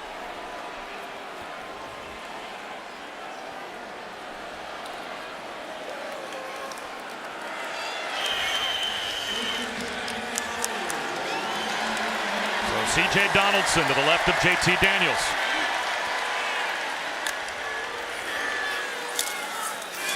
Donaldson, not much up the middle. Dragged back near the line of scrimmage. Caleb Fox wrapped him up. Both because of what West Virginia has done today, and you're now inside the 20.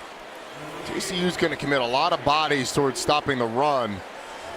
West Virginia's had those opportunities down the field to catch some jump balls. Bryce Ford Wheaton just had one that he let go. They take that shot. Trying to turn the corner is Donaldson. Inside the 15.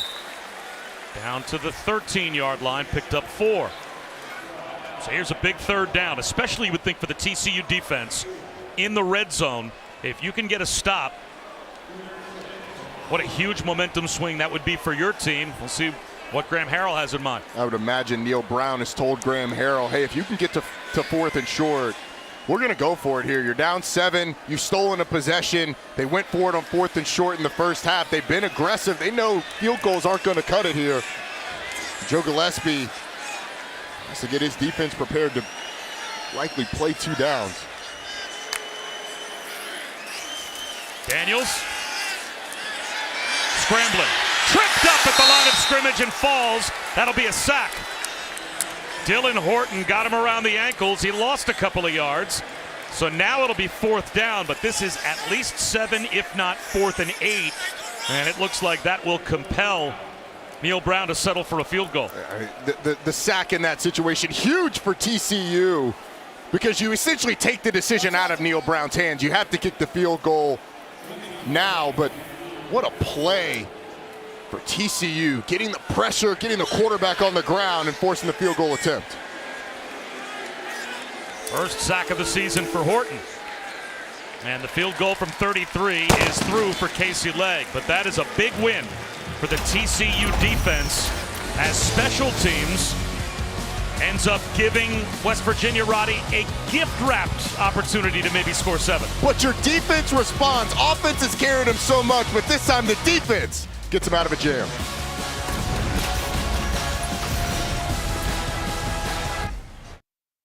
Pressure of the playoff chase. Anything can happen. If it's us versus them, who you think gon' win?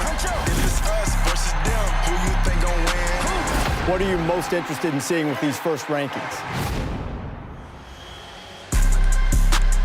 And it is indeed Tuesday night, the first time that the top 25 of the college football playoff rankings will be revealed. Where will TCU be in that mix?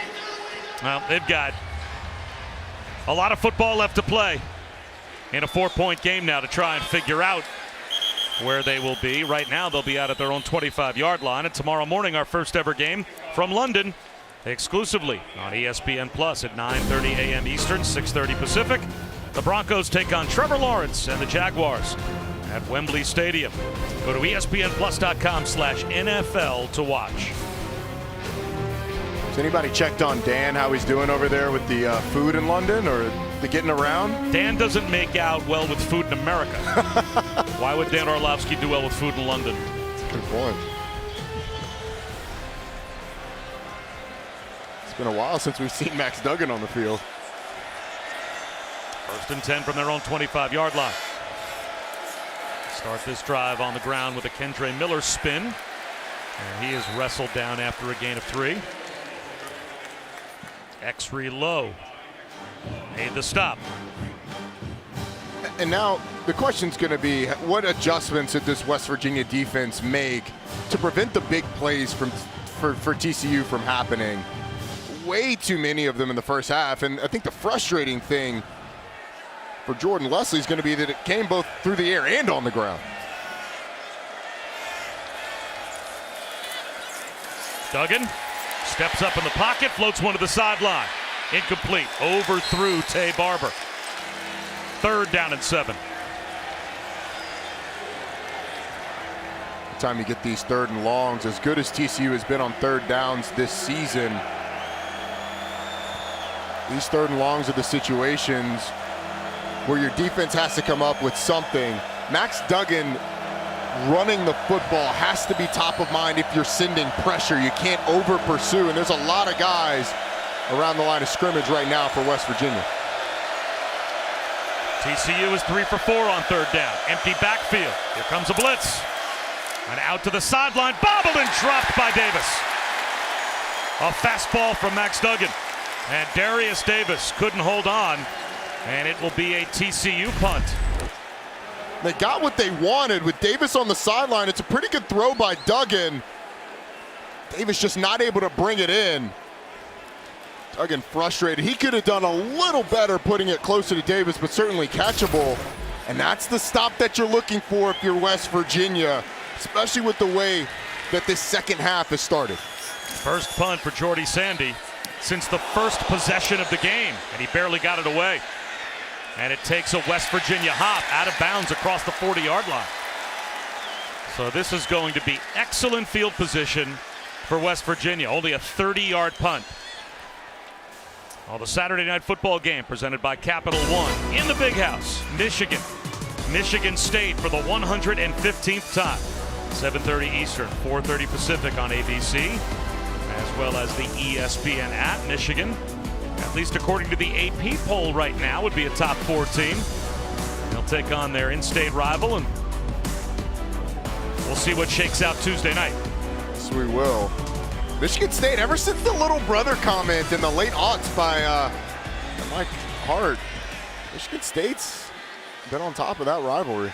Daniels over the middle, throws it behind Cortez Braham, but he does a great job to reach back and make a 16-yard catch in front of Mark Perry.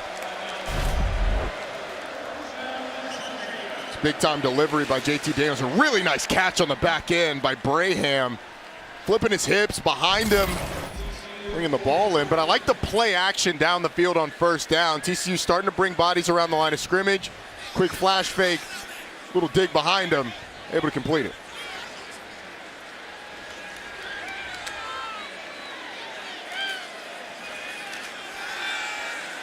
Out to the sideline, step under by Sam James.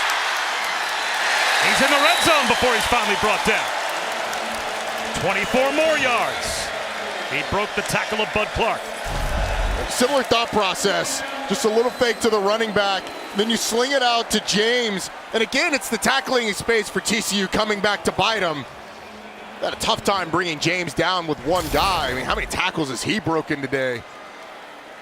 Creates a big play for West Virginia. This is where they stalled there earlier, in the red zone. Running the football is really how they've gotten things going, particularly as they've gotten closer and closer down to the goal line. That's what they did through much of the first half. And off to Donaldson. with a stiff arm to the 15-yard line. They'll mark him out right at the 15 for a 4-yard gain. Tight end Brian Pollanday. A nice block out front. Max Duggan, who spent a lot of time on the sideline. I mean, between the recovery on the punt by West Virginia, obviously halftime, and then the 3 and out. Like, we haven't seen very much of the TCU offense in the last hour.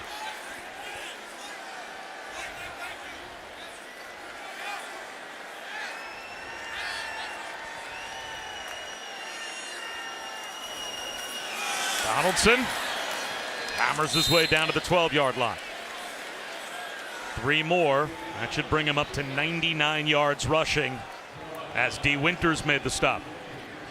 Thought C.J. Donaldson got a little impatient on that run, tried to cut it inside of the block. If he lets it sit just a little bit longer, he can bounce that out, have a blocker out front, get more out of that. But that's a young running back, or a running back that's young in his running back career. He only got 2, so it's 3rd down and 4. Another crucial 3rd down in the red zone in a 4-point game midway through the 3rd quarter. Play clock down to 5. A lot of space and a slot to the top. Daniels calls for the ball. They get the snap off. Here comes the blitz. A slant. Caught. Prather. First down and goal. He's inside the 8-yard line. It's a big-time throw by J.T. Daniels and a big-time catch, but West Virginia now, you're starting to feel it offensively, the confidence that J.T. Daniels has delivered the ball with on this drive.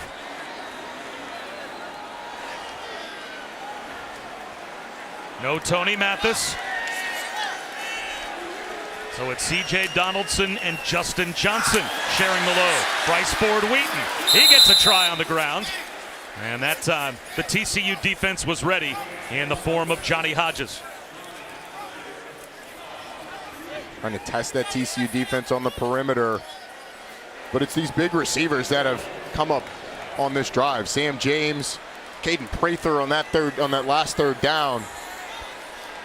After having so much success on the ground, it's felt like this is going to be more J.T. Daniels' game in the second half.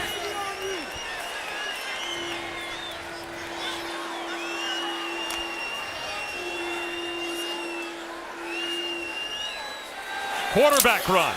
Daniels to the 4-yard line. It'll be 3rd down and goal.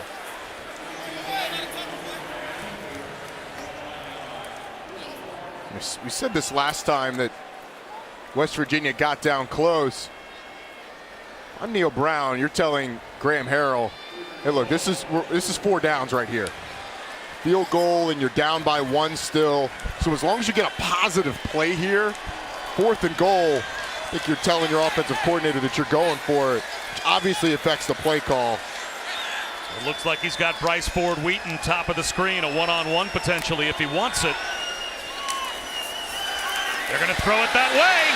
Incomplete. They ran a little pick play. Josh Newton in pretty good position on the coverage. Now it is 4th and goal. And they're going to stay out. It looks like J.T. Daniels actually started to walk towards the sideline. It was immediately waved back. Normally it's the other way around. Right, the exactly. quarterback saying, I want to stay out here, and the coach saying, get off. Here comes the field goal group. But we talked about it over and over. I mean, if you're relying on your defense to consistently stop TCU, trading field goals for potentially touchdowns, you're in trouble. But you got to have your best play here on 4th and goal from the 4. 4th and goal for West Virginia. They go the opposite way. Incomplete. Crowd looking for a flag. Prather, the intended receiver. And TCU gets the stop on downs. Travius Hodges Tomlinson. Man-to-man coverage. He won the battle. Smaller receiver on a bigger cornerback. They wanted pass interference. I think that's a good play on both sides. I don't love the play call, though. 2 fades back-to-back, and TCU gets off the field.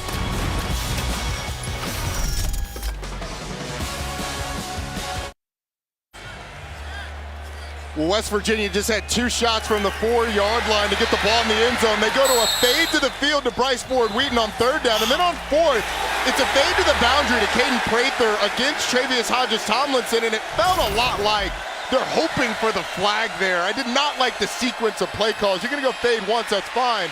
But on fourth down, you got to pull out a better play call. Duggan held the ball a long time in the end zone, and then Quentin Johnston dropped it. So Neil Brown, who during the timeout had a long conversation with the officials. And on the right side of the screen, you can see that Graham Harrell wasn't talking to anyone after his team turned it over on downs.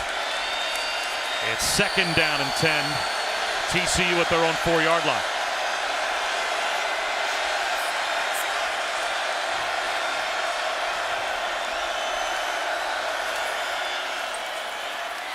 Right up the gut. Andre Miller. Some breathing room.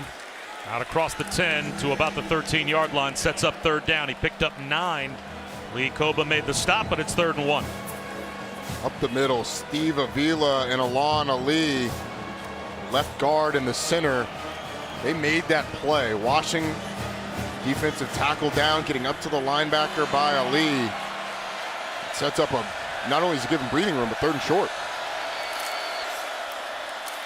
Spinning for the first down. Here's Miller. Koba drove him back, but he got enough. So it's another 3rd down conversion. Both teams have been terrific on 3rd down today. West Virginia 7 for 12 and 4 for 6 on 3rd down for TCU. And if Lee Koba hadn't wrangled Kendre Miller there, it was going to be a foot race to the end zone. There was nobody else. Even though TCU gets the first down, West Virginia prevented it from being a lot worse.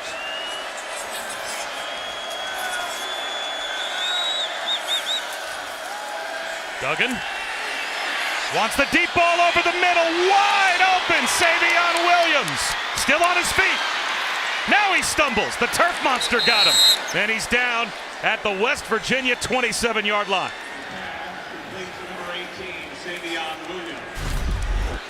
You're going to get Williams, who just pushes a little bit to the outside, expands the corner, and really loses Wesley McCormick. And because of the coverage, there's nobody in the middle of the field. Max Duggan, easy pitch and catch.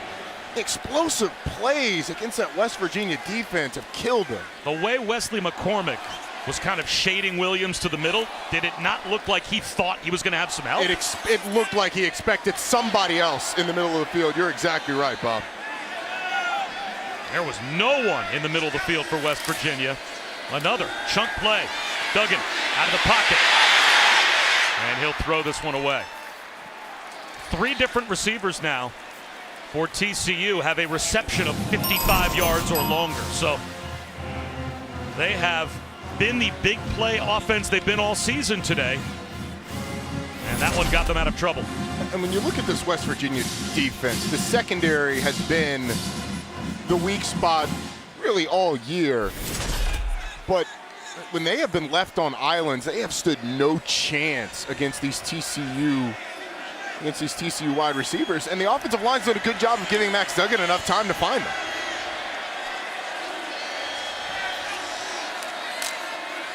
Imari DiMercado swamped under behind the line. Jordan Jefferson, Dante Stills. They blew that play up at the line of scrimmage, a loss of 3. Those 2 guys have been all over the place today. Jefferson has created penetration. He's been in the backfield. He's knocked balls down, and Stills as well. We talked about him at the top of the broadcast. One of the best interior linemen in the Big 12. And he's going to need to come up big here on a 3rd and long. All of a sudden, the defenses have a chance to change momentum in the second half. 2 red zone stops by TCU. Now a chance for West Virginia. Duggan dumps a screen left to DiMercado. He's at the 30. Cut down inside the 25, down to the 20-yard line, 3 yards shy of the first down. He picked up 10. That'll make it 4th down and 3, and now a decision on the TCU side. This offense is the 3rd best offense in the country statistically. You're going for it here. You've done an excellent job running the football. You've got a quarterback who's a threat in the run game, who's 6'2", 210 pounds. They've gone empty. Now you give him a decision. Likely going to see a motion to try and get a tell on coverage, but Max Duggan's legs coming big here. Converted a big 4th down last week. West Virginia with a chance to get a stop on downs. Davis in motion. Here comes the rush. Slant left. Caught by Johnston. He's inside the 10-yard line with a 4th down conversion and a first to the 9. He picked up 11. You motion Darius Davis across, and it is one-on-one. Those are the only 2 guys to the left side of the formation. A first-round receiver against anybody. And you are taking your guy. Quentin Johnston with a drop earlier on this drive makes amends by the big 4th down conversion. What a delivery by Max Duggan, the experienced quarterback, and the trust that they showed in him.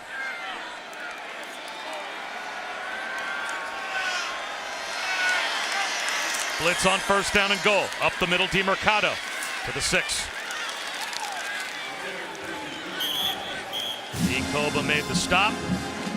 Closing in on the end of the 3rd quarter as TCU is trying to push the lead to 2 scores. And Bob, you mentioned it a second ago. TCU's defense able to come up with 2 red zone stops. One after the quick change and one after a drive, forcing a field goal and a turnover on downs. West Virginia's going to need something like that at some point to give their offense enough time to take over.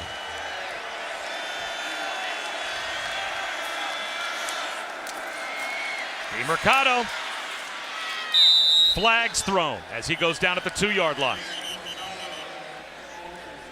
Stop made by Jefferson.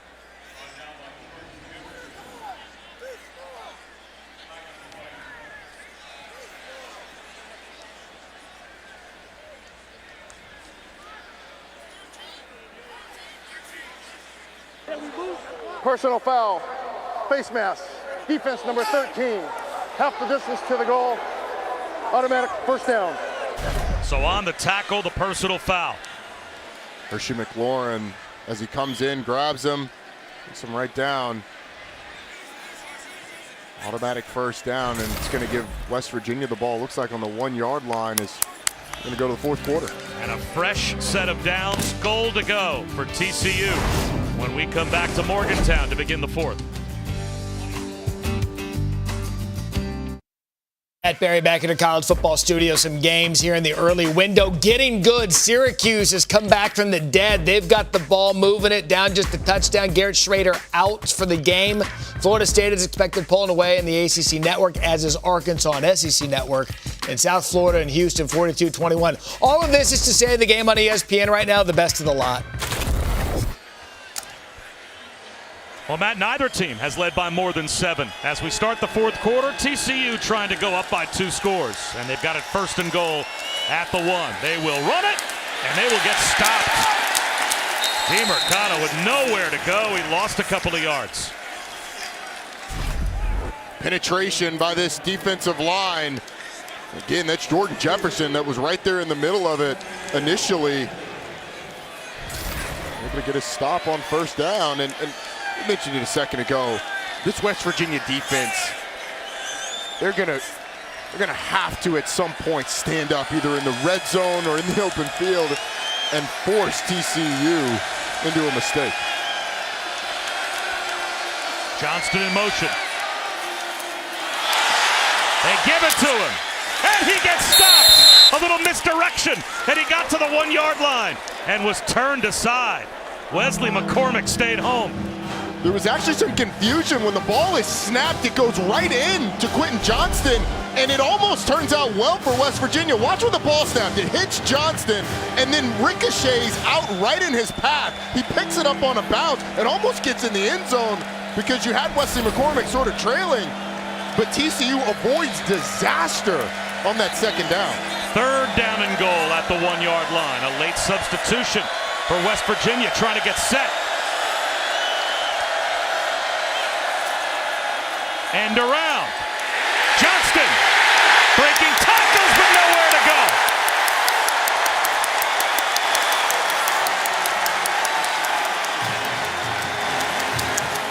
Raleigh Collins, the freshman, gets a huge tackle for loss that'll result now in a field goal try. Collins breaks down at the critical moment as he sees that reverse coming.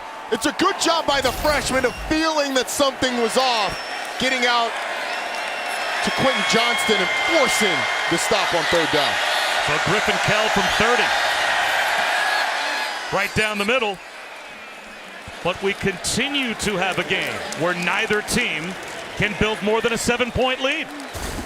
This West Virginia defense needed a play. They got fortunate on second down, and then they made their own fortune on third down. Raleigh Collins, the freshman, bringing down the potential All-American in the backfield.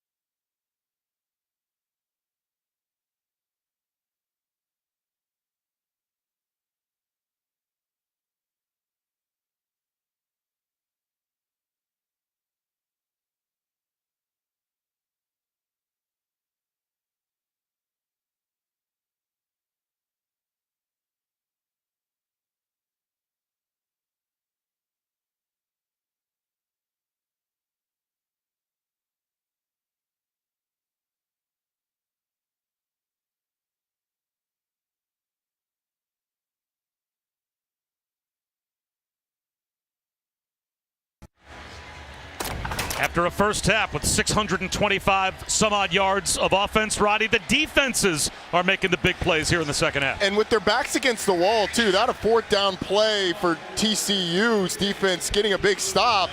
And then this one on third down, forcing a field goal from this TCU offense. Raleigh Collins on the West Virginia defense comes up big. And West Virginia keeps TCU within striking distance with that stop. Massive for this team. So now still down only 7. Jeremiah Aaron will let that one go through the back of the end zone. Tuesday night at 7 Eastern, 4 Pacific on ESPN and the app. You can catch the exclusive reveal of the first college football playoff top 25 rankings of the season. Reese and the guys will break them down from top to bottom with coach reactions, as well as a live interview with committee chairman Boo Corrigan, the NC State athletic director. We find out what the committee thinks of the top 25 for the first time this season on Tuesday night. And this TCU group continues to play very dramatic football each week, coming from double digits down the last couple of weeks, and in a battle today with JT Daniels, who wants a deep shot and overthrows Sam James. Had Sam James one-on-one, but JT Daniels led him up the field when James broke it a little bit, not entirely flat, but more diagonal across the field. Not on the same page with his receiver. But West Virginia started to throw the ball more on first down because of TCU creeping towards the line of scrimmage to stop the run. They've done a pretty good job of in the second half.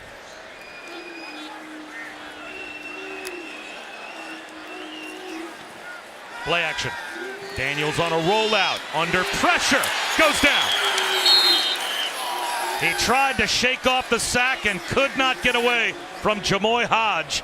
That's the third time that the Frogs have been able to bring down JT Daniels. And you get the rollout, doesn't have the initial look, pumps a little too much, and Jamoy Hodge coming from inside out brings him down to force the 3rd and long. He's become a defensive struggle a little bit in the second half, but a big play by TCU. After a missed opportunity on first down, you get a sack on second, forcing a 3rd and really long. And a look over now for JT Daniels, as if to say, someone give me that 3rd and 18 play call, please, or 3rd and 19. It's probably taking them that long to scroll in the play call book. 3-man rush over the middle, incomplete.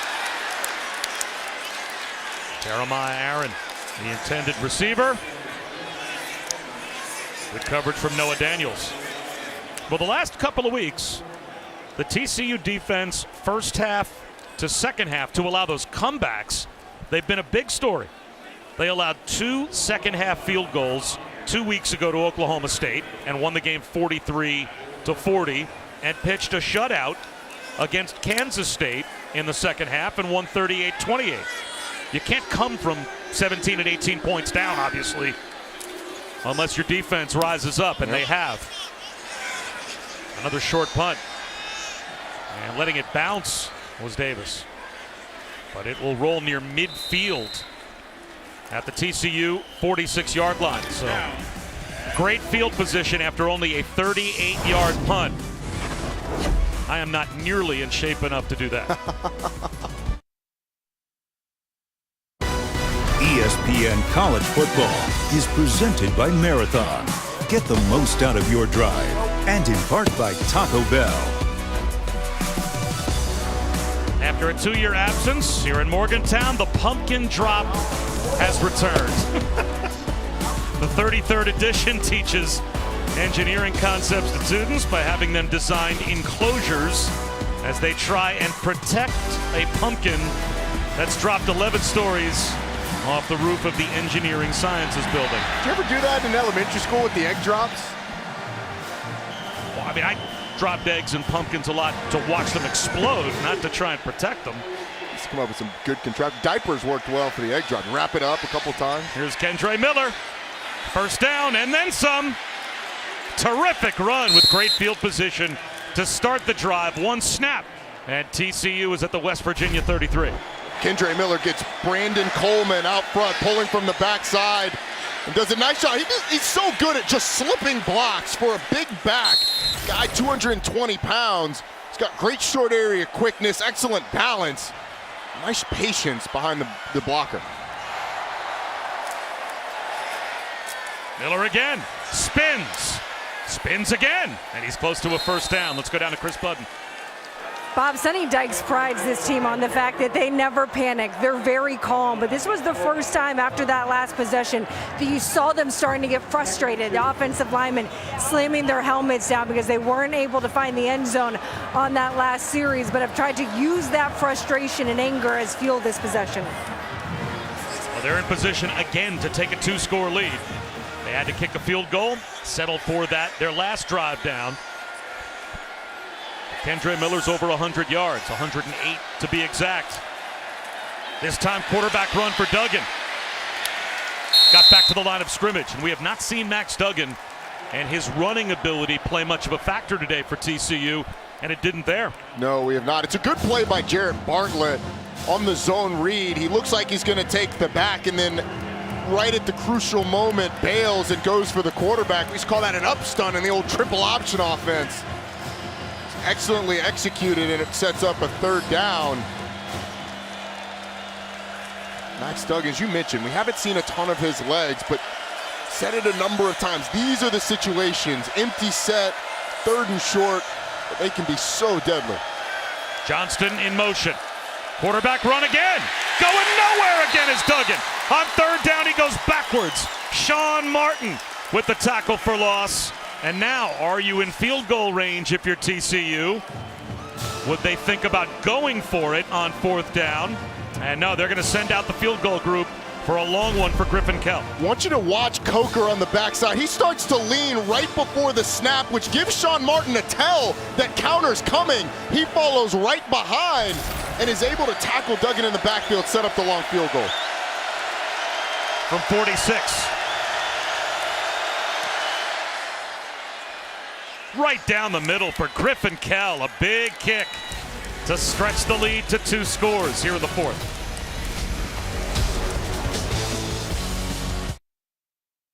Penn State, Ohio State getting interesting. Buckeyes had 37 yards rushing for the entire game. Travion Henderson goes 41 yards for the touchdown. Ohio State back on top, 23-21.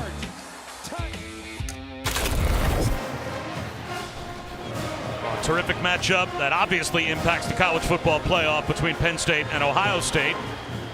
And we've had a good one between TCU and West Virginia. Of course, this one impacts the college football playoff landscape as Max Duggan doesn't look 100% right. We're going to talk to Chris Budden coming up in a little bit about his status on the sideline as Aaron returns from the 5. And dives out to about the 23 as we take a look at today's weekend wake-up brought to you by Wendy's Breakfast and some other important games on the way today on ESPN and ABC. Kentucky and Tennessee, so another big test for the Vols at Neyland tonight at 7 Eastern on ESPN. And, of course, the Michigan State-Michigan battle at 7:30 on ABC.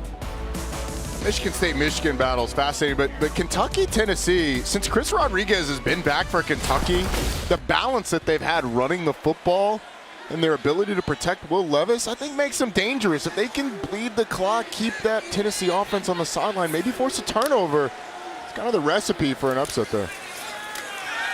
Daniels thrown high and behind Sam James. And Chris, how about an update on Duggan from the TCU sideline? Yeah, we were wondering why we haven't seen him run the ball much, and he's having issues with his left calf. Earlier in the game, we showed you he was working with the massage gun. He's put 2 compression socks on both calves. He was talking with the trainers, really trying to figure out if he could put weight, if he could move on that left calf. So much so they even had Chandler Morris, backup quarterback, warming up in case he gets injured in a drive. But it sounds like he's still going to try and give it a go. Maybe that seems to fit the reason we haven't seen as much of it, but on that crucial time, they go to him twice. He stopped in the backfield. Sweep to Donaldson. Cut back. That was a pretty good run. It looked like TCU had strung the play out well. Caleb Fox made the tackle on the backside, and now C.J. Donaldson is hurt once again. So an injury timeout and an important one on the West Virginia side. And the Taco Bell Live Mas student sections across the country are competing to be the Live Mas student section of the year all season long. And here at Milan Puskar Stadium, 60,000 total, but a big student section for the Mountaineers. And somebody needs a pump. Who's in charge of blowing that thing out? After the injury timeout, 3rd down and 4 for West Virginia, down by 2 scores. No C.J. Donaldson on the field.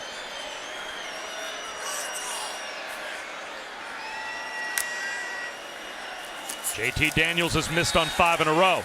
Scans the field. Finally a completion and a big one on 3rd down to Sam James.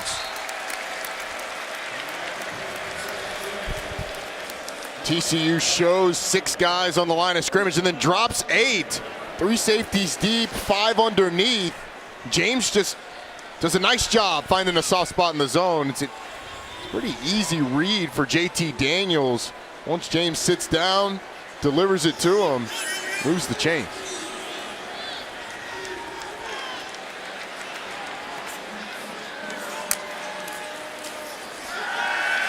Daniels well protected, now escapes the pocket, but doesn't escape far. Dylan Horton with another TCU sack. That's their 4th. You're going to see Dylan Horton right here. He just does a nice arm over move to come inside Jaquay Hubbard, the right tackle. Actually splits the tight end. Does a really nice job getting between the two. Getting to the quarterback. Dylan Horton has had a really good game. Coming in without a sack on the season. A couple of them here today. Three-man rush this time. Long throw. Bumped was Bryce Ford Wheaton. Josh Newton, that is a terrible penalty for Newton to take. That ball was sailing up over the head of Ford Wheaton. Ended second down and 20. And it looks like he gives West Virginia a first down. Defense number 24. Ball we placed at the spot of the foul. Automatic first down. And he knows it too. This ball's high and inside. Ford Wheaton does a good job of trying to get back to it. He's got no shot unless he's Inspector Gadget with Go-Go Gadget arms to get back to it. Nice reference. Yeah, thank you. But as you said, it's a tough spot for Josh Newton to be in. His momentum's taking him that way, but it's a bad penalty. First carry of the day for Jalen Anderson, as without Tony Mathis and now down C.J. Donaldson, Anderson and Justin Johnson are the only two healthy running backs on the two deep left. That's the 7th carry this season for Jalen Anderson, as that's how deep, without Tony Mathis and without Donaldson, West Virginia has had to dip down the depth chart to find ball carriers.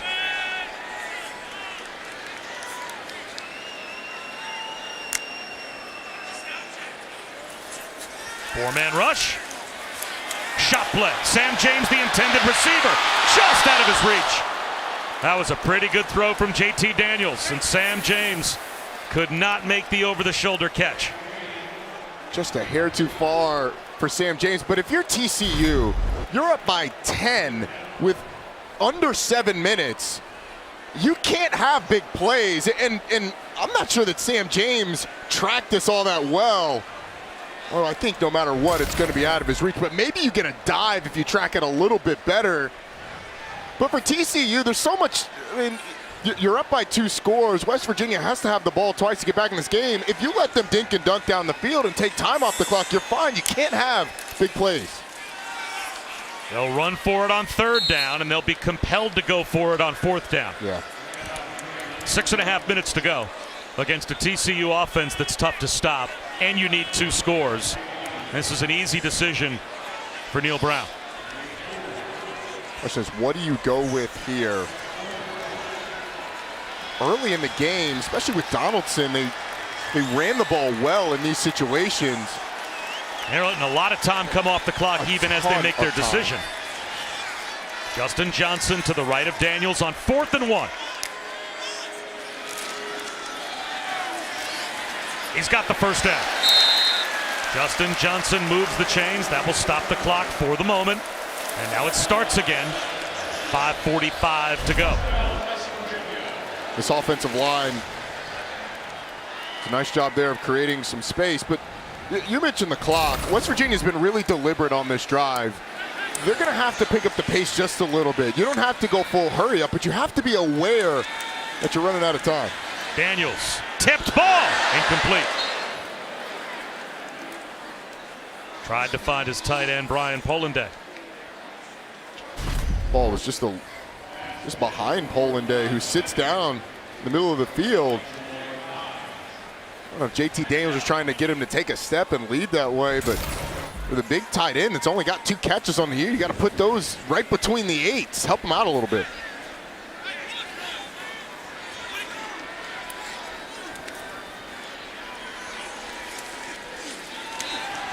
An out thrown by Daniels. The catch is made, wrestling his way forward, Sam James. About 2 yards shy of the first down. Bud Clark made the stop. And some words between Clark and Sam James before 3rd down and 2.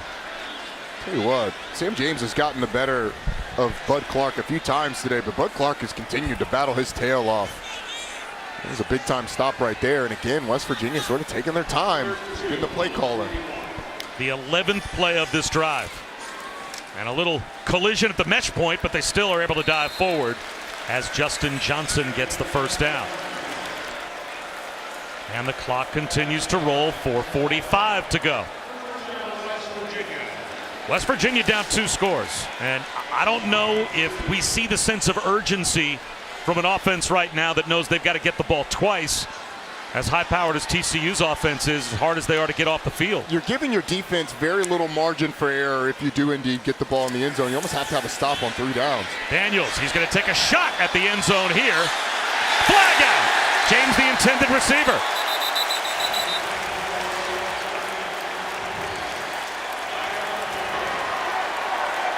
Pass interference. Defense number 26. 15-yard penalty. Automatic first down. So Bud Clark gets flagged, and West Virginia in business with a first down. You're allowed to contact the receiver, but by the time Bud Clark makes that contact, ball's already in the air. He's pushing Sam James to the sideline. Pretty clear call there. They're trying to get James on a little wheel after coming from that slot position. And it's via penalty, but other chunk gain for TCU, for West Virginia on the offensive side.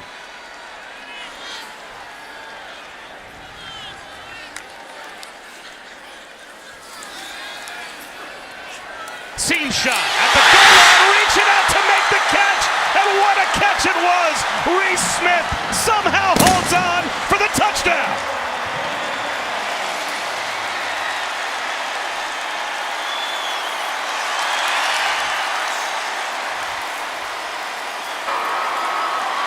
Hard to imagine you will see a better catch today than the one we just saw from Reese Smith.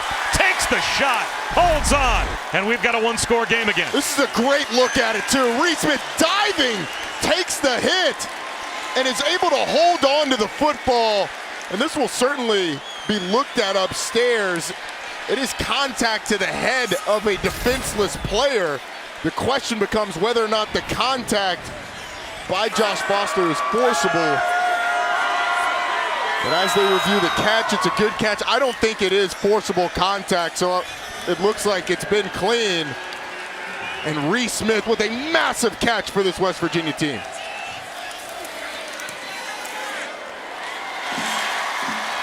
The lead down to 3, 4:12 to go. And an opportunity to ask our Aflac trivia question.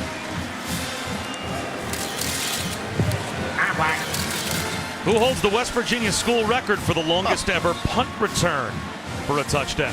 Did we get I thought it was a different one when we got the preview yesterday. Sometimes we change it up when we know you cheated and looked at the answer of the one we were going to ask. There's a bait and switch here. That's correct. Wow. You cheat, we cheat back. That's the way it goes. It's like my teachers in high school. As you said, how much of a net has West Virginia left their defense? I don't think you would ever think of an onside kick here. Maybe TCU will put their hands team out just to be sure. 4:12 on the clock. You've got all 3 timeouts. So you have a chance, probably with a couple of series of downs, to see if you can get a stop and use your timeouts and give your offense one more opportunity with the football. The question is, can West Virginia's defense get that stop? That is the massive question. But because of the big play, they've left themselves some room where if TCU gets a first down or even a quick couple of first downs, you can still come up with the stop for it with enough time to give your offense the ball back. TCU has the hands team out on the field. West Virginia in an interesting setup. Well, Casey Legg is putting the ball on the tee, and this certainly has the look of a formation that could result in an onside kick. And that 0 to the top, running out to the top of your screen, that's Bryce Ford Wheaton. So it looks like you may get one. Now, this is not a legal kickoff formation right now. They have to get into a legal kickoff formation. A certain number of players, obviously, to each side of the kicker. Here is the onside kick, and it's corralled.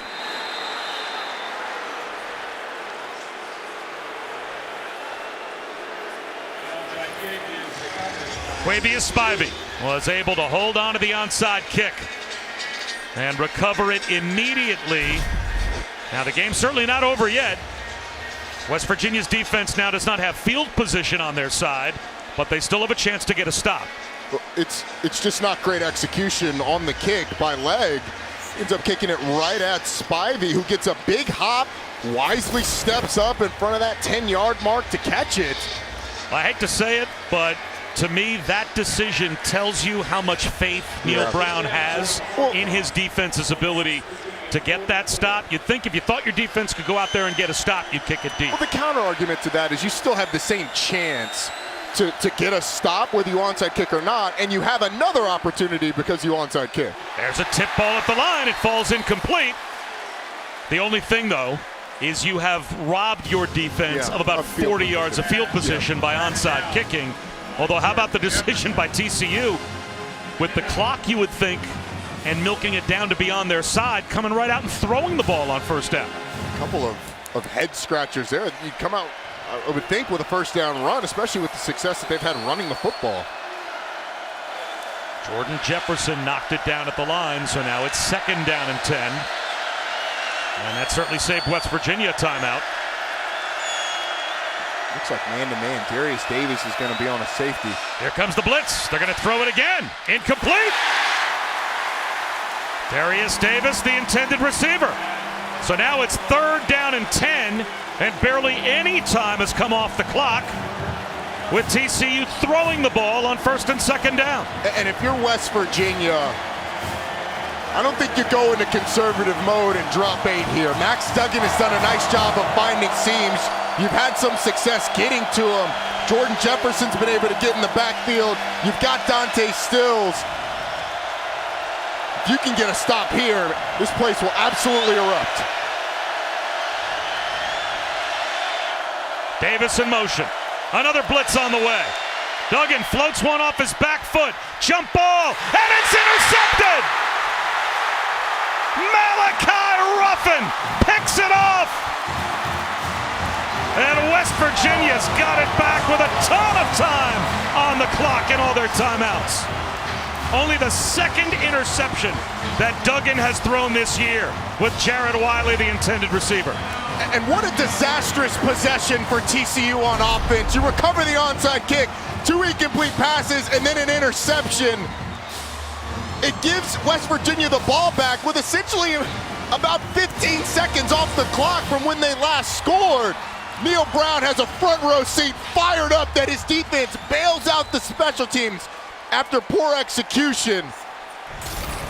And now it's up to the offense after the coal miner hat earned by Malachi Ruffin. 3 plays that took 16 seconds. Couldn't ask for more if you're West Virginia, as Daniels goes to work. Long check down. Anderson couldn't hold on.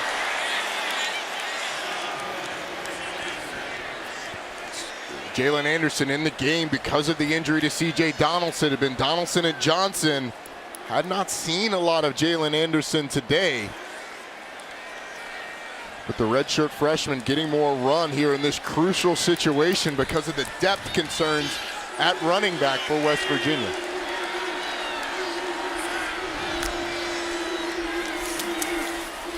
Anderson will run it. Going backwards. Can't even get back to the line of scrimmage. Lost 3. Jamoy Hodge came through first. All right, you're West Virginia. You've got 2 opportunities to get this. Clock is running down. You're not going to have time necessarily for another possession. You do have all 3 timeouts, but I'm Neil Brown. You can get close. You've already gone for it on an onside kick. No doubt. You have to think 4 down. Yeah, you right, have to think exactly. 4 down territory here.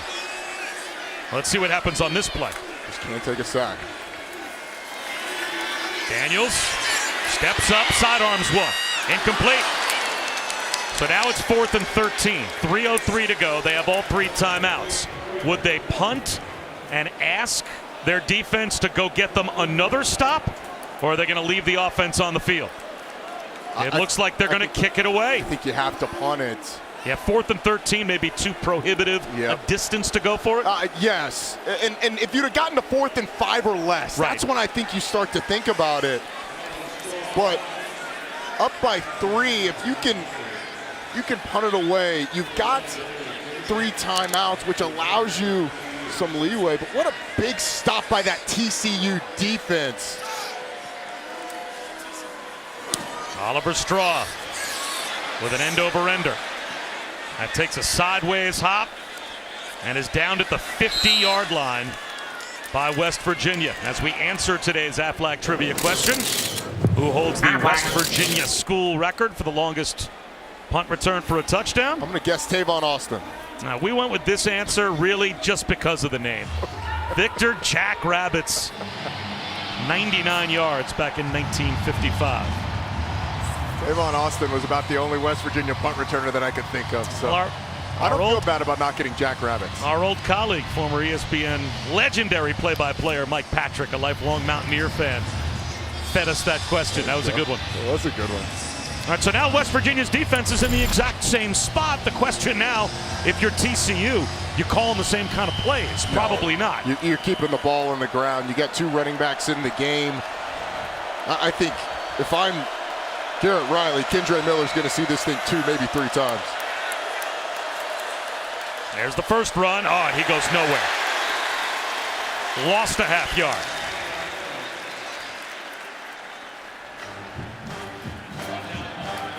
Naeem Muhammad walloped him behind the line of scrimmage. And now a timeout called by West Virginia, their first.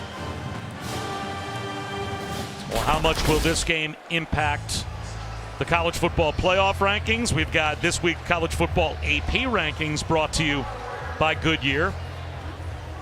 They're going down to the wire with Ohio State and Penn State. Georgia and Florida play at 3:30, and there's TCU right now at number 7. But they have to survive against West Virginia to hold their positioning as we head towards the first release from the committee on Tuesday. Which it'll be interesting to see a couple of these teams, TCU being the big one. Obviously the AP voters feeling like Alabama's still the better team, but TCU's got the better wins than Alabama this year. On paper, or excuse me, when you watch them, I don't think anybody would argue that Alabama's not the more talented team, but this Horned Frog team has just gone through a gauntlet. And in the Big 12, you got to bring it every week. They're going to need to bring it the next couple of downs.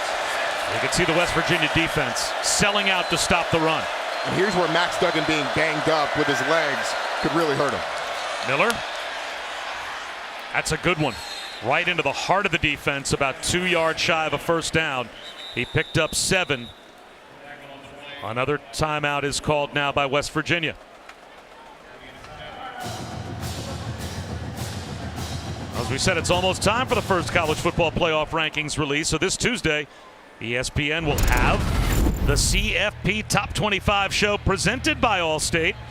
And as we get ready for the release, we wanted to know what Roddy Jones' picks would be for the college football playoff rankings. It's hard to argue with any of those. No, and look, I'm only two different than what the AP poll is. But I think TCU's above Alabama by nature of their wins and the fact that they're undefeated. I like Ohio State, though, at the top. I think overall, you look at what they've done offensively, the improvement defensively, they've been the most complete team, the best team in the country to me. Obviously, Tennessee's been fantastic this year. Clemson in the ACC's got some great wins. Haven't been quite as impressive as some of those other teams ahead of them, though. Well, this is it for the West Virginia defense. 3rd down and 3. If they can't get a stop here, this all but ends the game for TCU. 2:43 to go. Only one timeout left for the Mountaineers. Quarterback keeper. First down carry for Duggan. And that'll stop the clock momentarily. We'll see if West Virginia opts to use their last timeout before first down or after. But only having one timeout left just about ends the game. How about the grit of Max Duggan, though? Banged up in the game, has had his legs worked on, those calves, puts the sleeves on. Not 100%, but when his team needed him the most. A little flash fake, he follows Kendre Miller, who threw a nice block on that play. Gets a massive first down. They'll take the clock just inside of 2 minutes. Run it with Miller. And you'd think now West Virginia would call their final timeout with 1:54 to go. But 2 more running plays, and TCU can take the clock, and it looks like they're going to hold on to that last timeout and not call it here. At some point, they'll spend it, but Right. TCU can take the clock down inside of 30 seconds to go. Even with the timeout at some point being called by West Virginia. Yep. And honestly, it doesn't really matter at what point you take it.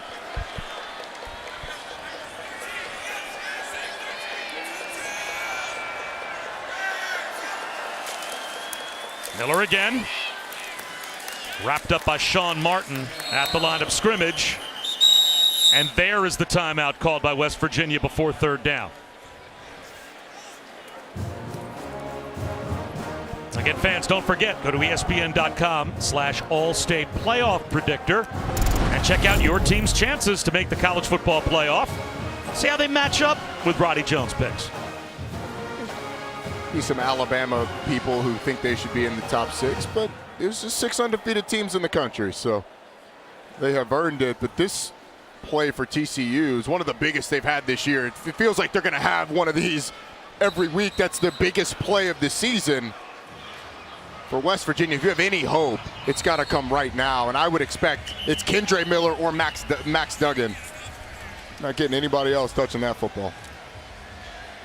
What would your top 6 be, Bob? I like yours. I think that's a fair top 6. I think mine matched it. There you go. Great minds. So the best West Virginia can hope for is to get a stop here on third down. And now TCU, as we said, can take the clock down inside of 30 seconds to go without West Virginia having any further timeouts. A handoff to DeMercado. And he will try and protect the football. Reached it out to try and pick up a first down. That was probably not worth the risk. Don't expose the football with a minute to go, and he just did. Held on to it. It'll be fourth down and a yard. And now you'd think TCU would take the clock as far down as possible, maybe call a timeout and figure out what they want to do on fourth down. If you're TCU, you may even take the delay of game to make sure that all of the time possible runs out.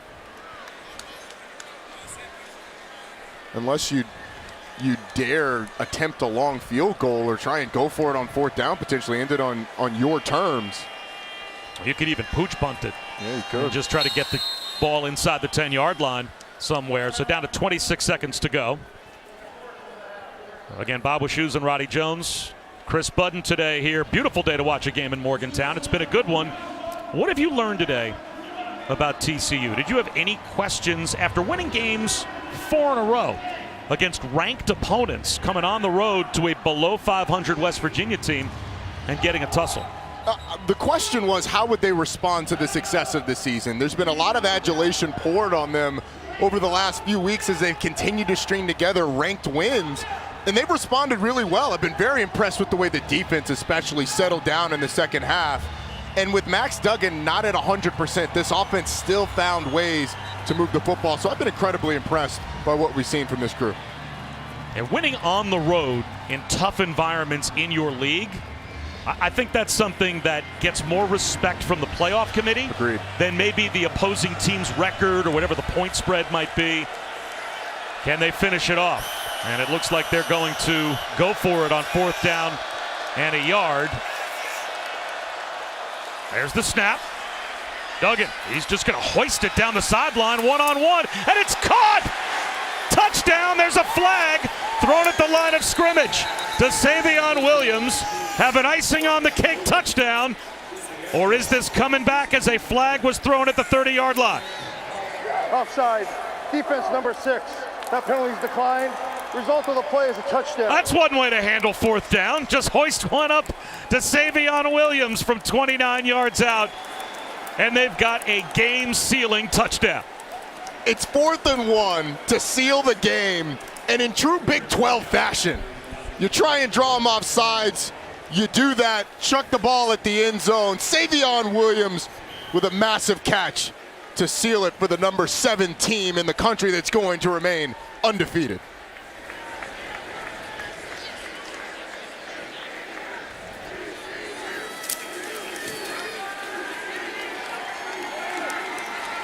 Rippenkell adds the extra point. TCU, it looks like we'll have a 10-point win here in Morgantown. And West Virginia lining up off sides as they jumped in the neutral zone, gave TCU a free play, and they took advantage. Savion Williams ices the game. The experienced quarterback, Max Duggan, hard count. How about the throw? Put it up there, give your receiver a chance. Savion Williams, all 6'5" of them up in the air. Watch how he high points his ball. This is the definition of it. Push the corner by, go up, 6'5", extend it with the hands. It's about 10 feet tall going up there and grabbing it. What a job by this TCU offense. Max Duggan fired up on the back end. But this league, you're going to have to continue to battle week in and week out, even if you are TCU, because it's from top to bottom so good. And with what they've got left, I mean, Texas Tech is a good defensive football team that can get hot offensively. You still got Texas and Baylor, and Iowa State may be the best defensive team in the conference. Still some battles to come, but I would say this test, they have passed with flying colors. Well, the Frogs are done leaving Texas. Yeah. They've got 2 home games left and 2 road games, but their road games are at Texas and at Baylor. So this was the last time they had to get, it looks like, on an airplane for the rest of the season between now and wherever they end up playing a bowl game. And what will that bowl game be? If they run the table, stay undefeated, will TCU make the college football playoff? They have survived, it looks like, here in Morgantown today. As Aaron on the run back. Out across the 20-yard line. So 15 seconds on the clock for West Virginia. And TCU will stay perfect at 8-0 after they follow up a 4-game win streak against ranked opponents. The only Big 12 team to do that in the regular season. And the first FBS team to win 4 in a row against ranked opponents since 1996. And it's only TCU and Tennessee that have 4 wins, period, against ranked opponents this year. And the Frogs did it 4 weeks in a row. And offensive football teams with experienced quarterbacks, excellent skill at receiver, and just a maturity. Jalen Anderson to the 36-yard line. He picks up a first down, and we'll see if West Virginia gets one more snap off. They will. As the clock rolls, here's JT Daniels. Intercepted to end the game. Bud Clark with a pick. And he'll run it out of bounds in West Virginia territory to seal the deal. 41-31 is the final. TCU, all they could handle from West Virginia today. But they survive with Max Duggan out-dueling JT Daniels. The performance by this offense and the complementary football. I mean, we talked about how good their defense has been in the second halves of games, and that proved true here today. Let's go down to Chris. Coach, the Cardiac Frogs, it's another dramatic one for you guys. What did it take to pull this one out? Well, we made it hard on ourselves at times today, but as you said, guys just finish, and it's important to them to grind it out at the end of games, and we found ways to win, and we did it again today. I'd like to make it easier on ourselves sometimes, but we've managed to pull it out, and somehow they're grinding through it. 8-0, you told us you learn a little bit more about your team each week. What did you learn getting a win in a tough environment on the road? Yeah, I didn't think we played great today. I mean, we're going to have to play better than we did today, and you just got to play more physical and tougher. But you got to give West Virginia a lot of credit. I mean, they came out and they were excited to play, and they got after us early, and thought we played good enough to figure out a way to win. Hey, speaking of tough, at moments there's Max Duggan with blood on his arm, his back of his jersey's being stitched up. What can you say about his play and his toughness today? Well, I mean, our entire team feeds off of him. I mean, he has a will to win that's pretty strong, and it affects everybody in our program. And I'm glad he's on our side. I know that. Congratulations. Enjoy it, Coach. Okay, thank you. Appreciate it. TCU does it again for Roddy Jones and Chris Budden. I'm Bob Wischusen saying so long from Morgantown, where the Frogs survived by 10 against West Virginia. Back to Matt Barry in the studio. All right, Bob, what a story it's been, TCU, throughout this season. The 3:30 window has just kicked off. ACC Network, Wake Forest, and Louisville.